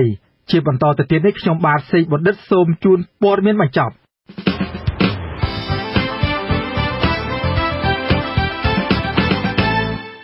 ចៅក្រមស៊ើបសួរនៃសាលាដំបងរាជធានីភ្នំពេញបញ្ជូនតំណាងរាស្ត្រគណៈបកប្រឆាំងលោកអ៊ុំសំអានទៅឃុំនៅពន្ធនាគារព្រៃសរភ្លាមបន្ទាប់ពីព្រះរាជអាជ្ញារងចោទប្រកាន់លោករួចរាល់កាលពីថ្ងៃអង្គារម្សិលមិញក្រោមបទចោទញុះញង់នាំឲ្យមានការរើសអើងនិងប្រព្រឹត្តបទឧក្រិដ្ឋជាអាតនៃក្រមព្រហ្មទណ្ឌអង្គការផ្នែកសិទ្ធិមនុស្សដែលឃ្លាំមើលដំណើរការក្តីនេះបានរិះគន់ថាតុលាការនៅរដ្ឋាភិបាលបានរំលោភរដ្ឋធម្មនុញ្ញជាពិសេសបំពានទៅលើសិទ្ធិរបស់អ្នកតំណាងរាស្ត្រក្នុងករណីចាប់ខ្លួនអ្នកតំណាងរាស្ត្ររបស់គណៈបកប្រឆាំងនេះតើតើនឹងករណីចាប់ខ្លួនអ្នកតំណាងរាស្ត្រគណៈបកប្រឆាំងនេះដែរអង្គការសង្គមស៊ីវិលជាតិនិងអន្តរជាតិជាច្រើនអំពាវនាវឲ្យដោះលែងលោកអ៊ុំសំអាននិងទម្លាក់ចោលទាំងស្រុងនៅបទចោទទាំងឡាយទៅលើអ្នកតំណាងរាស្ត្រគណៈបកប្រឆាំងរូបនេះប្រមុខរដ្ឋាភិបាលលោកហ៊ុនសែនអះអាងថាលោកអ៊ុំសំអានបានប្រព្រឹត្តបទល្មើសជាក់ស្ដែង ដែលលោកមិនអាចលើកលែងទោសឲ្យបានលោកនាងកញ្ញាជាទីមេត្រីការផ្ដល់ពានរង្វាន់ដល់លោកហ៊ុនម៉ាណែតអាចជាការគ្រោងទុកហើយម្ចាស់ពានរង្វាន់ក៏ពុំដឹងអំពីស្ថានភាពនៅក្នុងប្រទេសកម្ពុជាច្បាស់លាស់នោះឡើយនេះបើតាមការអះអាងរបស់អ្នកវិភាគសង្គមលោកកែមលីលោកហ៊ុនម៉ាណែតកាលពីសប្តាហ៍មុនបានទទួលពានរង្វាន់នៃការរួបរวมសាមគ្គីរវាងពលរដ្ឋនៅក្នុងប្រទេសជាមួយនឹងប្រជាពលរដ្ឋនៅក្រៅប្រទេស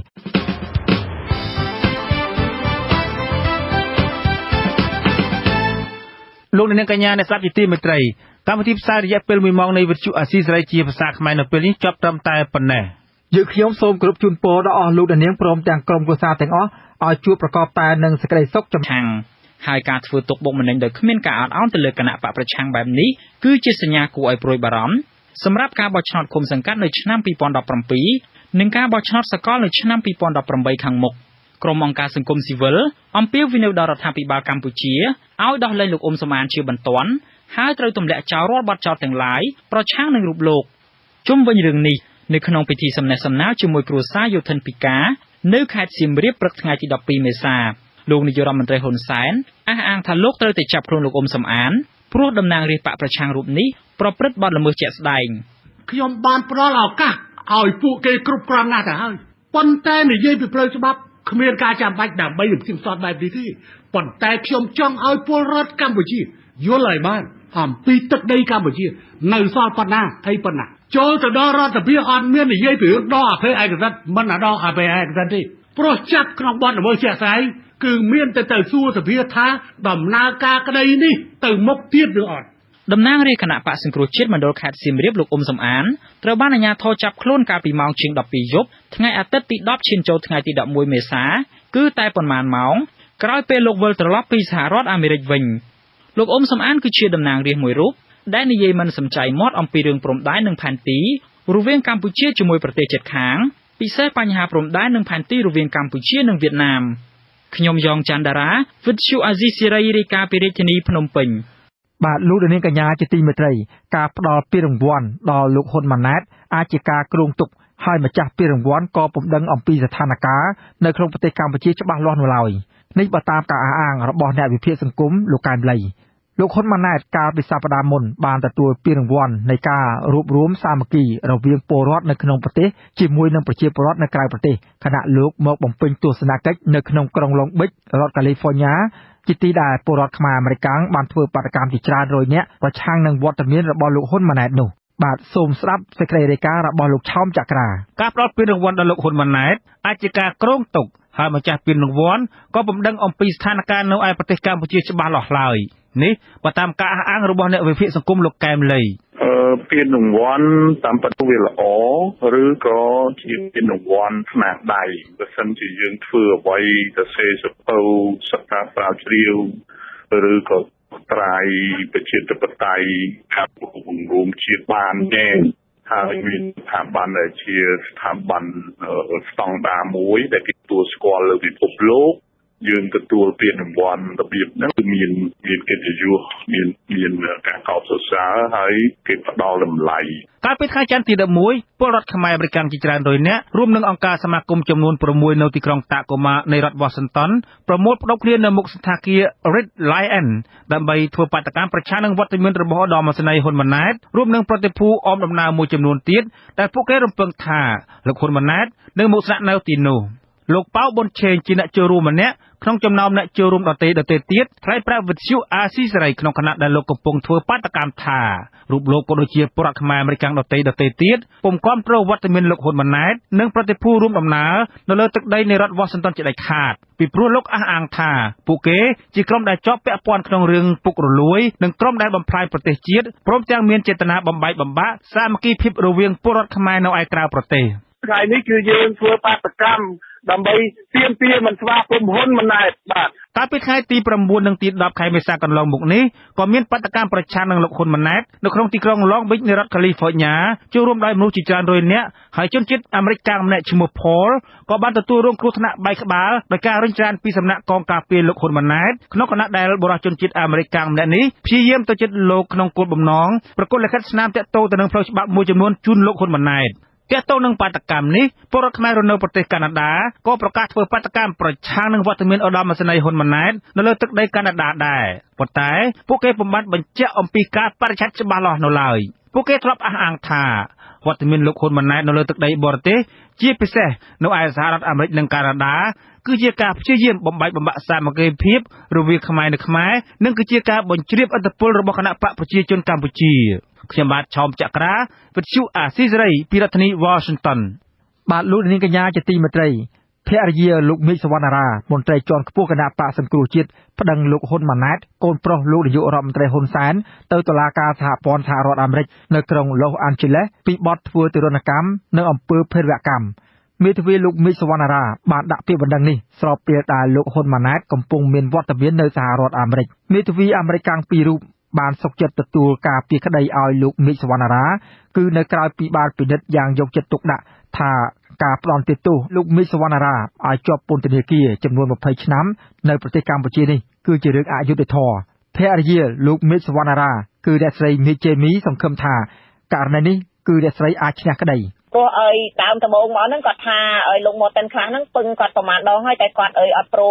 រមកាន់ខែហ្នឹងទេណាដោយសារគាត់មើលទៅដល់ពេលគាត់សិក្សាទៅឃើញថាគ្រួសារខ្ញុំមីកវណ្ណរាហ្នឹងគាត់មានប្រពន្ធហើយកូន3ឃើញថាមានផលវិបាកអញ្ចឹងទៅបានគាត់ប្រាប់កាន់ខែហ្នឹងហើយគាត់ដូចថាគាត់ឃើញកូនស្រីខ្ញុំតូចអញ្ចឹងទៅគាត់ដូចថាគាត់នឹងសប្បាយចិត្តនឹងធ្វើចាក្នុងពាក្យបណ្ដឹងទៅតុលាការសហព័ន្ធអាមេរិកមេធាវីតំណាងឲ្យភរិយាលោកមីកសវណ្ណារាចោទរដ្ឋាភិបាលកម្ពុជានិងលោកហ៊ុនម៉ាណែតជាអនុមេបញ្ជាការរងនៃកងទ័ពថ្មើរជើងនិងជាប្រធាននាយកដ្ឋានភេរវកម្មថា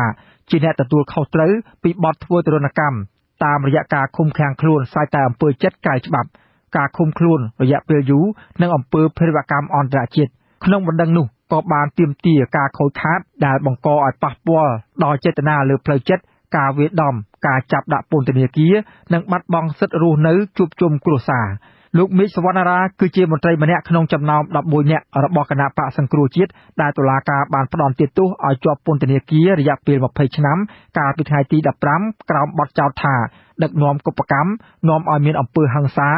នៅស្ពាននៀកក្បែរទីលានប្រជាធិបតេយ្យកាលពីខែកក្កដាឆ្នាំ2014កាលពីថ្ងៃទី11ខែមេសាលោកមេធាវីជួងជងីដែលការពារក្តីឲ្យលោកមីកសវណ្ណារាបានប្តឹងសារទុកទៅតុលាការកំពូលប្រឆាំងសាលក្រមនៃសាលាដំបងក្រុងភ្នំពេញដែលមិនអនុញ្ញាតឲ្យលោកបានចេញទៅក្រៅប្រទេសដើម្បីព្យាបាលជំងឺបាទលោកអ្នកស្ដាប់ជាទីមេត្រីព្រឹទ្ធសភាអនុម័តលើសេចក្តីព្រាងច្បាប់សហជីពដោយសម្លេងគាំទ្រ40លើ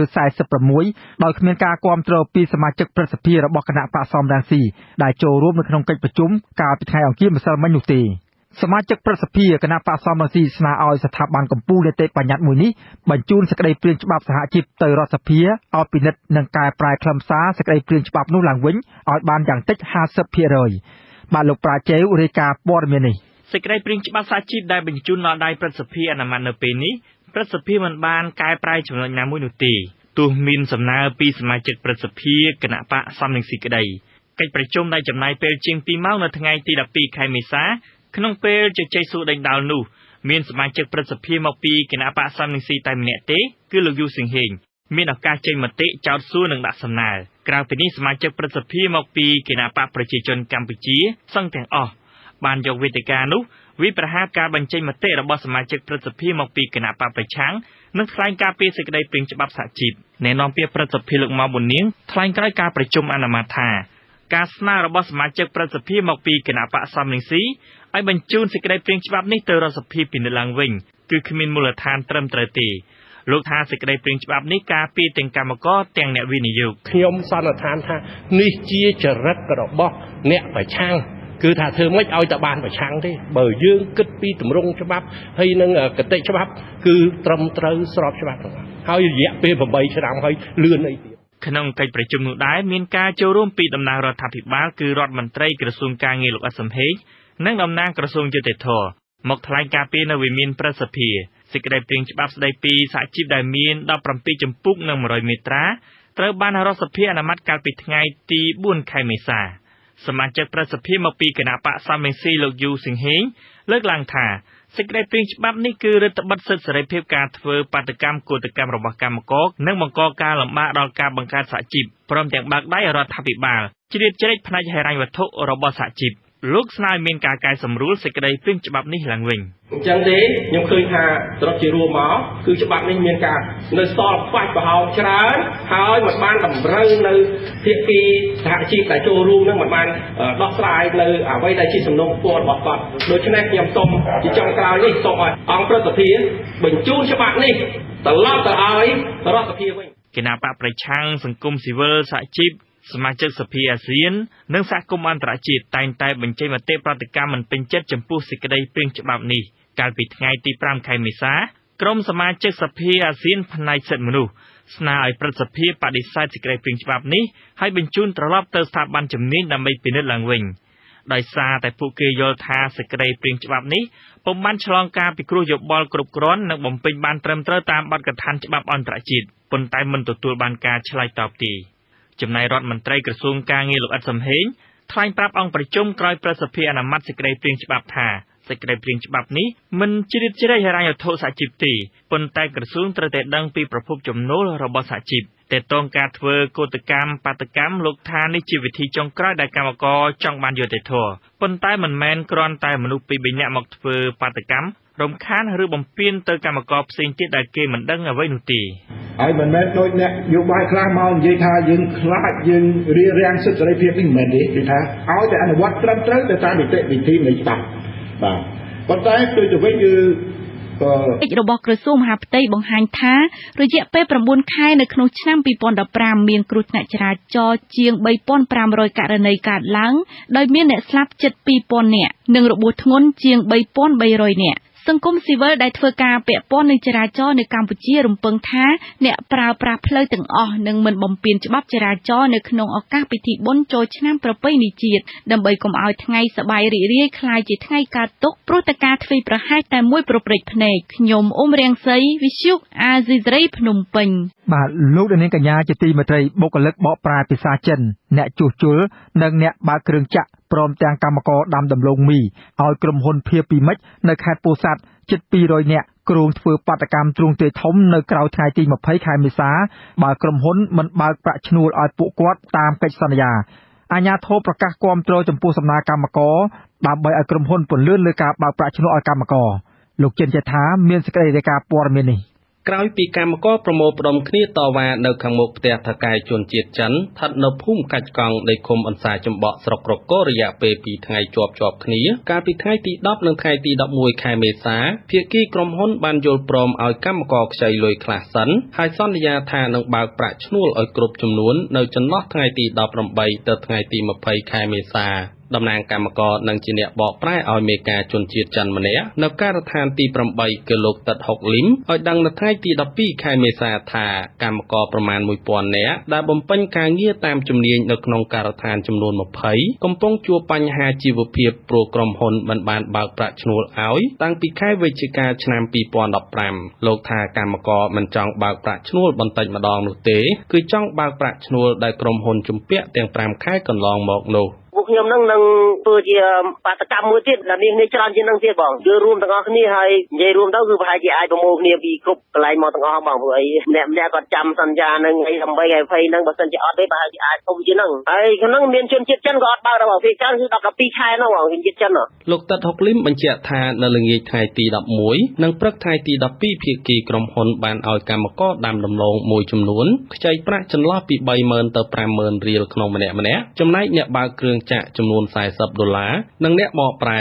$50ដើម្បីឲ្យពួកគាត់មានលទ្ធភាពធ្វើសហុយទៅលេងស្រុកកំណើតក្នុងឱកាសបុណ្យចូលឆ្នាំខ្មែរប្រពៃណីជាតិប៉ុន្តែមានអ្នកខ្លះបានចេញទៅផ្ទះដោយគ្មានប្រាក់1រៀលវិទ្យុអាស៊ីសេរីមិនអាចសុំការអត្ថាធិប្បាយបន្ថែមពីតំណាងក្រុមហ៊ុនភីពីមិចគឺលោកលីវជុងនិងលោកស្រីម៉ាលីនបានទេនៅថ្ងៃទី12ខែមេសាដោយលេខទូរស័ព្ទពួកគេមិនអាចតាក់ទងបានអភិបាលស្រុកក្រកូរលោកប៊ិនវណ្ណាបញ្ជាក់យ៉ាងខ្លីថាអាជ្ញាធរបានធ្វើកំណត់ហេតុឬកិច្ចសន្យាបើកប្រាក់ឈ្នួលរវាងភាគីក្រុមហ៊ុននិងកម្មកររួចហើយប៉ុន្តែត្រង់ថាភាគីក្រុមហ៊ុនបើកឲ្យកម្រិតណាលោកក៏មិនហ៊ានធានាដែរប៉ុន្តែក្នុងនាមជាអាជ្ញាធរលោកនឹងខិតខំសម្រួលដោះស្រាយបញ្ហានេះបាទដំឡូងអីគឺនៅពេញ ដេញនឹងសូម្បីទីផ្សារយើងខាងក្រៅនឹងក៏យើងពិបាករកទីផ្សារលក់ដូចគ្នាដែរក្នុងយើងអាជ្ញាធរយើងតំណាងឲ្យប្រជាពលរដ្ឋស្រេចហ្នឹងហើយជួយសម្របសម្រួលដោះស្រាយជូនដែរអភិបាលស្រុករូបនេះបង្ហើបថាតំណាងក្រុមហ៊ុនបានលើកហេតុផលចំនួន2ដែលនាំឲ្យយឺតយ៉ាវក្នុងការបើកប្រាក់ឈ្នួលឲ្យកម្មករគឺទី1ក្រុមហ៊ុនខាតបង់ដោយសារតម្លៃដំឡូងនាំចេញទៅក្រៅប្រទេសមានតម្លៃថោកនិងទី2បញ្ហាបច្ចេកទេសបង្វិលសាច់ប្រាក់តាមធនាគារយឺតយ៉ាវចំពោះរឿងក្រុមហ៊ុនខ្សែធនឬត្រូវបិទទ្វារយ៉ាងណានោះលោកថាមិនដឹងទេប៉ុន្តែផ្ទៃដីក្រុមហ៊ុនមានដំឡូងច្រើននៅឡើយក្រុមហ៊ុនភៀពីមិចទទួលបានដីសម្បត្តិសេដ្ឋកិច្ចពីរាជរដ្ឋាភិបាលកម្ពុជាទំហំជាង 315,000 ហិកតាដែលគ្របដណ្ដប់លើផ្ទៃដីខេត្តពោធិ៍សាត់និងខេត្តកំពង់ឆ្នាំងដើម្បីដាំដំឡូងមីកម្មករនិងសង្គមស៊ីវិលខ្លះសង្ស័យថាក្រុមហ៊ុននឹងលែងដំណើរការទៅមុខទៀតក្រោយពីការបំផ្លាញព្រៃឈើអស់ហើយទិន្នផលដំឡូងដែលដាំបានមិនសមាមាត្រទៅនឹងតម្លៃកម្លាំងពលកម្មខ្ញុំបាទចិនជេថាវិទ្យុអាស៊ីសេរីពីខេត្តកំពង់ឆ្នាំងបាទលោកនាងកញ្ញាជាទីមេត្រីពីខេត្តបន្ទាយមានជ័យឯនោះវិញកម្មករសំណង់នៅក្រុងប៉ោយប៉ែតប្រមាណ100នាក់កាលពីព្រឹកថ្ងៃទី12ខែមេសានាំគ្នាតវ៉ានៅទីស្នាក់ការបូរីរស្មីដួងច័ន្ទទាមទារឲ្យម្ចាស់បូរីបើកប្រាក់ឈ្នួលដើម្បីយកទៅលេងស្រុកកំណើតជួបជុំបងប្អូនក្នុងឱកាសបុណ្យចូលឆ្នាំថ្មីប្រពៃណីជាតិខ្មែរក្រុមកម្មករតវ៉ានេះដោយសារពួកគេសុំបើកប្រាក់ពីម្ចាស់បូរីនេះជាច្រើនលើកមកហើយតែពុំទទួលបានលទ្ធផលបាទលោកហុំចម្រើនមានសេចក្តីរាយការណ៍ជុំវិញព័ត៌មាននេះក្រុមកម្មករសំណង់នៅក្រុងប៉ោយប៉ែតកំពុងទន្ទឹងរង់ចាំប្រាក់ឈ្នួលពីថៅកែដើម្បីយកទៅទិញសម្បត្តិឡានត្រឡប់ទៅផ្ទះជួបជុំបងប្អូនឲ្យបានឆាប់រហ័សក្រុមកម្មករសំណង់បូរីរស្មីដួងច័ន្ទមួយចំនួនឲ្យដឹងនៅថ្ងៃទី12មេសាថាពាក្យថ្ងៃបុណ្យចូលឆ្នាំទៅហើយមិនទាន់បានប្រាក់ឈ្នួលការងារពីម្ចាស់បូរីរស្មីដួងច័ន្ទដែលជាចៅសង្កាត់ប៉ោយប៉ែតគឺលោកតាំងគីហេងនៅឡើយទេក្រុមកម្មករបន្ថែមថាប្រាក់ឈ្នួលដែលថៅកែជំពាក់ពួកគេម្នាក់ប្រមាណពី 50,000 ទៅ 1 លានរៀលពលរដ្ឋអះអាងថាថ្មីត្បិតប្រាក់ចំនួននេះមិនច្រើនសម្រាប់អ្នកមានជីវភាពធូរធារក្តីតែចំពោះពួកគេដែលក្រីក្ររកព្រឹកខ្វះល្ងាចនោះគ្មានអ្វីរំពឹងក្រៅអំពីប្រាក់ឈ្នួលនេះយកទៅលេងកម្សាន្តសប្បាយជាមួយបងប្អូនក្នុងថ្ងៃចូលឆ្នាំថ្មីប្រពៃណីជាតិនោះឡើយខ្ញុំមិននឹកឃើញយ៉ាងម៉េចបងពីព្រោះធម្មតាយើងមកធ្វើការអត់លុយអត់កាក់ទៅផ្ទះទៅសំបែងអញ្ចឹងហើយយើងទៅធ្វើយ៉ាងម៉េចបើសិនណាយើងវាដល់ពេលចូលឆ្នាំហើយអញ្ចឹងហើយយើងមានលុយឯណាទៅចូលឆ្នាំទៅលេងស្រុកលេងស្រែគេបងនិយាយរួមទៅខ្ញុំនឹងខ្វះខាតច្រើនបងខ្វះខាតទៅបើសិនជាខ្ញុំមានខ្ញុំមិនអាចមកធ្វើការប្រពេលទេព្រោះឥឡូវហ្នឹងវាអត់មានហ្មងបងវិទ្យុអាស៊ីសេរីពុំអាចតាក់ទងម្ចាស់បូរីរស្មីដួងច័ន្ទគឺលោកតាំងគីហេងដើម្បីអធិប្បាយជុំវិញបញ្ហានេះបានទេនៅថ្ងៃទី12មេសាប៉ុន្តែមេការសំណង់ឈ្មោះពៅអះអាងថាលោកចង់បើកប្រាក់ឈ្នួលឲ្យកម្មករគ្រប់ចំនួនដើម្បីត្រឡប់ទៅជួបជុំបងប្អូននៅឯស្រុកកំណើតដែរប៉ុន្តែលោកថាគ្មានលទ្ធភាពដោយសារថៅកែមិនទាន់បើកប្រាក់ឲ្យលោកគ្រប់ចំនួននៅឡើយគាត់ឲ្យតែឲ្យខ្លះអញ្ចឹងណាគ្រប់ចំនួនដែលយើងត្រូវបើកអញ្ចឹងណាបើគាត់ឲ្យផ្សេងខ្លះអញ្ចឹងដោះឲ្យយើងត្រូវបើកចំនួនថាឧទាហរណ៍យើងត្រូវបើក 5,000 ទេយើងបើកបាន 3 អញ្ចឹងណាបើយើងត្រូវបើកកម្មករអស់ 5,000 ទេបើកបាន 3 អញ្ចឹងវាគេរំលែកខ្ញុំទិញអ្នកអញ្ចឹងណាមន្ត្រីសម្របសម្រួលសមាគមការពារសិទ្ធិមនុស្សអាត់ហុកខេត្តបន្ទាយមានជ័យលោកសុំចង្គាមានប្រសាសន៍ថាម្ចាស់បូរីមិនបើកប្រាក់ឈ្នួលឲ្យក្រុមកម្មករគ្រប់ចំនួនជាចេតនារបស់ថៅកែដោយសារខ្លាចកម្មករមិនត្រឡប់មកធ្វើការនៅកន្លែងដើមវិញក្រោយពីចូលឆ្នាំហើយលោកអះអាងទៀតថាករណីបែបនេះកើតមានញឹកញាប់ស្ទើរគ្រប់ការដ្ឋានសំណង់ធំៗនៅក្រុងប៉ោយប៉ែតរៀងរាល់ឆ្នាំហើយពុំមានអាជ្ញាធរណាចេញមុខជួយដោះស្រាយឲ្យក្រុមកម្មករនោះទេមន្ត្រីការងាររដ្ឋមន្ត្រីខាងក្រសួងការងារត្រូវពិនិត្យទៅលើកម្មករការពារផលប្រយោជន៍របស់កម្មករព្រោះដោយសារថាម៉េចកម្មករធ្វើអ្វីដើម្បីផលប្រយោជន៍ដើម្បីលុយដើម្បីកាក់ដើម្បីអាយុជីវិតសម្រាប់ការយកទៅចាយវាយរស់នៅជាមិនផលឲ្យគាត់អញ្ចឹងគាត់រំពឹងអីខែនេះខែបុណ្យគាត់ត្រូវទៅជួបសាច់ញាតិទៅជួបអីគឺតែឆាប់បើឆាប់ឃ្លីឆាប់ធ្វើយ៉ាងណាឲ្យគាត់បានទទួលនៅប្រាក់គ្រប់គ្រាន់ផងនៅក្រុងប៉ោយប៉ែតប្រាក់ឈ្នួលការងារសម្រាប់កម្មករគ្មានជំនាញគឺប្រមាណ 25,000 រៀលក្នុងមួយថ្ងៃចំណែកកម្មករដែលយល់ការងារខ្លះទទួលបានប្រាក់ឈ្នួលប្រមាណ 30,000 រៀលក្នុងមួយថ្ងៃក្រុមកម្មករអះអាងថាកម្មករសំណង់នៅបូរីរស្មីដួងច័ន្ទក្រុងប៉ោយប៉ែតដែលមិនទាន់ទទួលប្រាក់ឈ្នួលមានប្រមាណ100នាក់ហើយកម្មករខ្លះមកពីខេត្តសៀមរាបព្រៃវែងនិងខេត្តស្វាយរៀងជាដើមខ្ញុំបាទហុំចម្រើនវិទ្យុអាស៊ីសេរីពីខេត្តបាត់ដំបង បាទចំណែកនៅឯខេត្តកំពង់ចាមនៅវិញប្រជាសហគមន៍នេសាទនៅឃុំមានស្រុកព្រៃឈរបារម្ភចំពោះបទល្មើសនេសាទដែលកំពុងកើតមានច្រើននៅក្នុងបឹងធំនៅមុនពេលបុណ្យចូលឆ្នាំខ្មែរមកដល់ប្រជាពលរដ្ឋយល់ថាមូលហេតុបទល្មើសកើនឡើងនេះអាចដោយសារតែក្រុមជនល្មើសយល់ថាឱកាសបុណ្យចូលឆ្នាំគឺមិនមានមន្ត្រីជំនាញឬអាជ្ញាធរមិនខ្វល់ខ្វាយអំពីបញ្ហានេសាទខុសច្បាប់នេះឡើយបាទសូមស្ដាប់សេចក្តីរាយការណ៍របស់លោកសុខប្រាថ្នាជុំវិញបញ្ហានេះប្រជាសហគមន៍នេសាទនៅឃុំមានស្នើឲ្យមន្ត្រីជំនាញឬមន្ត្រីអាជ្ញាធរជួយទប់ស្កាត់បទល្មើសនេសាទនៅក្នុងឱកាសពិធីបុណ្យចូលឆ្នាំប្រពៃណីខ្មែរការស្នើនេះពីព្រោះពួកគេសង្កេតឃើញថាគណៈពិធីបុណ្យចូលឆ្នាំថ្មីខិតជិតចូលមកដល់សកម្មភាពនេសាទខុសច្បាប់កើនឡើងគួរឲ្យបារម្ភដោយមានទាំងអួនក្រឡាញឹកប្រវែងចាប់ពី300ម៉ែត្រដល់400ម៉ែត្រជាង10វងព្រមទាំងឧបករណ៍ឆក់ត្រជាក់ជាច្រើនវងផ្សេងទៀតប្រជានេសាទមួយរូបនៅភូមិកំពង់សម្រិតឃុំមានលោករ៉េនរ៉ាន់ឲ្យដឹងថាសកម្មភាពនេសាទខុសច្បាប់គឺប្រព្រឹត្តឡើងទាំងយប់ទាំងថ្ងៃដោយមិនមានអាជ្ញាធរហាមឃាត់ឡើយលោកព្រួយបារម្ភថាក្មេងជំនាន់ក្រោយនឹងលែងស្គាល់ពូជត្រីមួយចំនួនហើយវានឹងឈានទៅរកភាពវិនាសប្រសិនបើអាជ្ញាធរមិនមានវិធានការណាមួយដើម្បីបង្ក្រាបជនទាំងនោះឲ្យមានប្រសិទ្ធភាពទេចូលឆ្នាំកាន់តែខ្លាំងណាស់ព្រោះវាគិតឃើញថាចូលឆ្នាំគ្មានបងប្អូនចូលថណាគាត់ចុះមកទេគឺគាត់ព្រោះក្អែនរវល់អីចឹងទៅគាត់គិតផឹងណាពីឆ្លៀតអាពេលណាដែលជលផលរវល់ហើយប៉ូលីសរវល់ចឹងទៅបឹងធំជាបឹងមួយដែលមានទំហំទទឹងប្រមាណ4គីឡូម៉ែត្រនិងបណ្ដោយប្រមាណ8គីឡូម៉ែត្រជាប់ស្រុកចំនួន3នៅខេត្តកំពង់ចាមរួមមានស្រុកកងមាសស្រុកកំពង់សៀមនិងស្រុកព្រៃឈរប្រធានសហគមន៍នេសាទបឹងធំឃុំមានលោកមុនឆៃលៀងមានប្រសាសន៍ថាបទល្មើសនេសាទនៅបឹងធំបច្ចុប្បន្នពិតជាមានច្រើនមែនលោកបន្ថែមថាប្រជាសហគមន៍មិនមានសិទ្ធិអំណាចដើម្បីបង្ក្រាបបទល្មើសទាំងនោះទេគឺមានសិទ្ធិត្រឹមរាយការណ៍ទៅមន្ត្រីជំនាញប៉ុណ្ណោះលោកបញ្ជាក់ថាប្រសិនបើសហគមន៍ចុះបង្ក្រាបដោយខ្លួនឯងប្រកាសជាត្រូវប្រឈមមុខជាមួយជនល្មើសទាំងនោះជាក់ជាមិនខានចូលឆ្នាំនេះមើលដល់ខ្ញុំសម្គាល់មើលទៅវាអត់មានសម្ភារៈនៅប្រមាណទេមានតែឆក់ក្តាច់បាទឆក់ត្រជាក់នេះវាអត់ដែរខ្ញុំឃើញវាមិនដល់100%ទេបើ30%ប៉ុណ្ណឹងទេលោកបន្តថាក្រៅពីឧបករណ៍អួនក្រឡាញឹកអួនត្រជាក់លូស្បៃមុងក៏មានឧបករណ៍មួយប្រភេទទៀតកំពុងពេញនិយមនាពេលបច្ចុប្បន្នគឺលបកន្ទុយកណ្ដុរលោកបន្តថាលបប្រភេទនេះមិនត្រឹមតែដាក់ចូលត្រីប៉ុណ្ណោះទេប៉ុន្តែសូម្បីតែពពួកល្មូនរួមមានអណ្ដើកពស់ព្រមទាំងសត្វស្លាបក៏ជាប់ដែរទើបធ្វើឲ្យប្រជាសហគមន៍កាន់តែបារម្ភ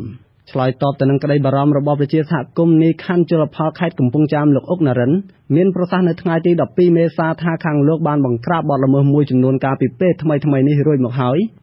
កន្លងមកសិទ្ធិនេះវាច្រើនតែបំពេញបាទអនុវត្តបំពេញហើយអនុវត្តមិនត្រឹមត្រូវអ្នកនាំពាក្យព្រឹទ្ធសភាលោកម៉ៅមុននាងឲ្យដឹងថាបន្ទាប់ពីព្រឹទ្ធសភាអនុម័តសេចក្តីព្រាងច្បាប់នេះរួចរាល់ហើយព្រឹទ្ធសភានឹងបញ្ជូនទៅក្រុមប្រឹក្សាធម្មនុញ្ញដើម្បីពិនិត្យមើលបន្តមកទៀតនឹងថ្វាយទៅព្រះមហាក្សត្រដើម្បីឡាយព្រះហស្ថចំណែករដ្ឋមន្ត្រីក្រសួងកាងារអះអាងថា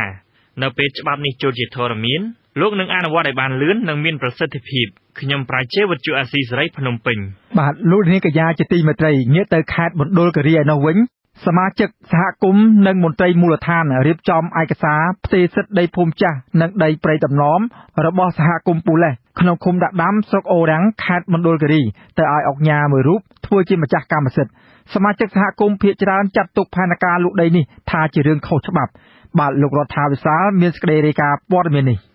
សមាជិកសហគមន៍ភូមិពូលេសនៅថ្ងៃទី12ខែមេសាអំពាវនាវសូមឲ្យអាជ្ញាធរស្រុកខេត្តជាពិសេសស្ថាប័នថ្នាក់ជាតិជួយទប់ស្កាត់គម្រោងលក់ដីសហគមន៍ដែលធ្វើឲ្យប៉ះពាល់ព្រៃដំណំនិងតំបន់ភូមិចាស់សហគមន៍ការអំពាវនាវនេះធ្វើឡើងបន្ទាប់ពីសមាជិកសហគមន៍មួយចំនួនរួមជាមួយមន្ត្រីភូមិឃុំខ្លះបានទទួលប្រាក់កក់ពីអង្គការមួយរូបដែលមានបំណងទិញដីប្រមាណ50ហិកតាដែលជាអតីតដីភូមិចាស់របស់សហគមន៍ភូមិពូលេស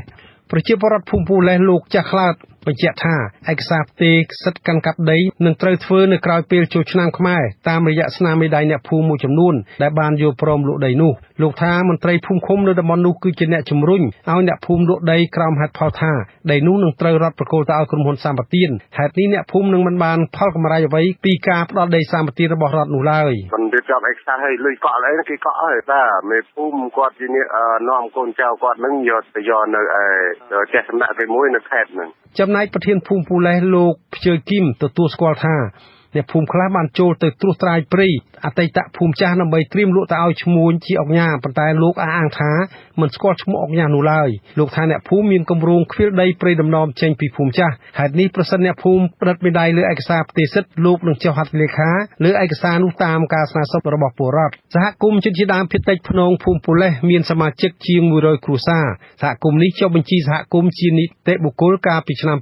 2015និងត្រៀមរៀបចំឯកសារសូមចុះបញ្ជីដីធ្លីសហគមន៍ជាកម្មសិទ្ធិសមូហភាពនាពេលខាងមុខនេះតែទិនករណីនេះដែរមន្ត្រីឃ្លាំមើលសិទ្ធិមនុស្សសមាគមអាត់ហុកខេត្តមណ្ឌលគិរីលោកសុករដ្ឋាបញ្ជាក់ថាដីភូមិចាស់គឺជាដីសមូហភាពសហគមន៍រីឯដីនោះទៀតសោតសហគមន៍បានវាស់វែងគូសផែនទីរក្សាទុកជាដីត្រៀមបំរុងសម្រាប់ចុះបញ្ជីដីធ្លីសហគមន៍ជាកម្មសិទ្ធិសមូហភាពហេតុនេះសមាជិកសហគមន៍មិនអាចលក់ដូរដីនោះបានទេលោកថាសមាជិកសហគមន៍បានផ្ដល់ព័ត៌មានមកការិយាល័យការពារសិទ្ធិមនុស្សអាត់ហុកជួយរកប្រធានការទប់ស្កាត់ការលក់ដូរដីសហគមន៍នេះមានការកាត់ឡើងច្រើនចំពោះការរៀបចំឯកសាររៀបចំទិញលក់ដីដែលខុសច្បាប់ហ្នឹងយើងស្នើឲ្យអាជ្ញាធរខេត្តប្រមុខរាជរដ្ឋាភិបាលធ្វើការយកចិត្តទុកដាក់ឲ្យបានមើងម៉ាត់បំផុតចំពោះមន្ត្រីរាជការសាធារណៈណាដែលយកមុខតំណែងនិងទូនាទីហ្នឹងដើម្បីជឿឱកាសច្បាមយកផលប្រយោជន៍ពីសហគមន៍ហើយនិងផលប្រយោជន៍ពីដីសាធារណៈបរិវត្តចំណែកអភិបាលស្រុកអូរាំងលោកនងទុនណារីថ្លែងបញ្ជាក់ថា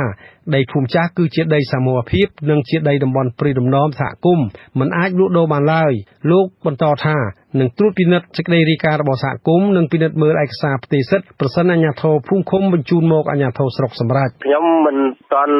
សន្និដ្ឋានថាម៉េចទេនឹងចាំមើលឯកសារនៅមើលខ្ញុំធម្មតា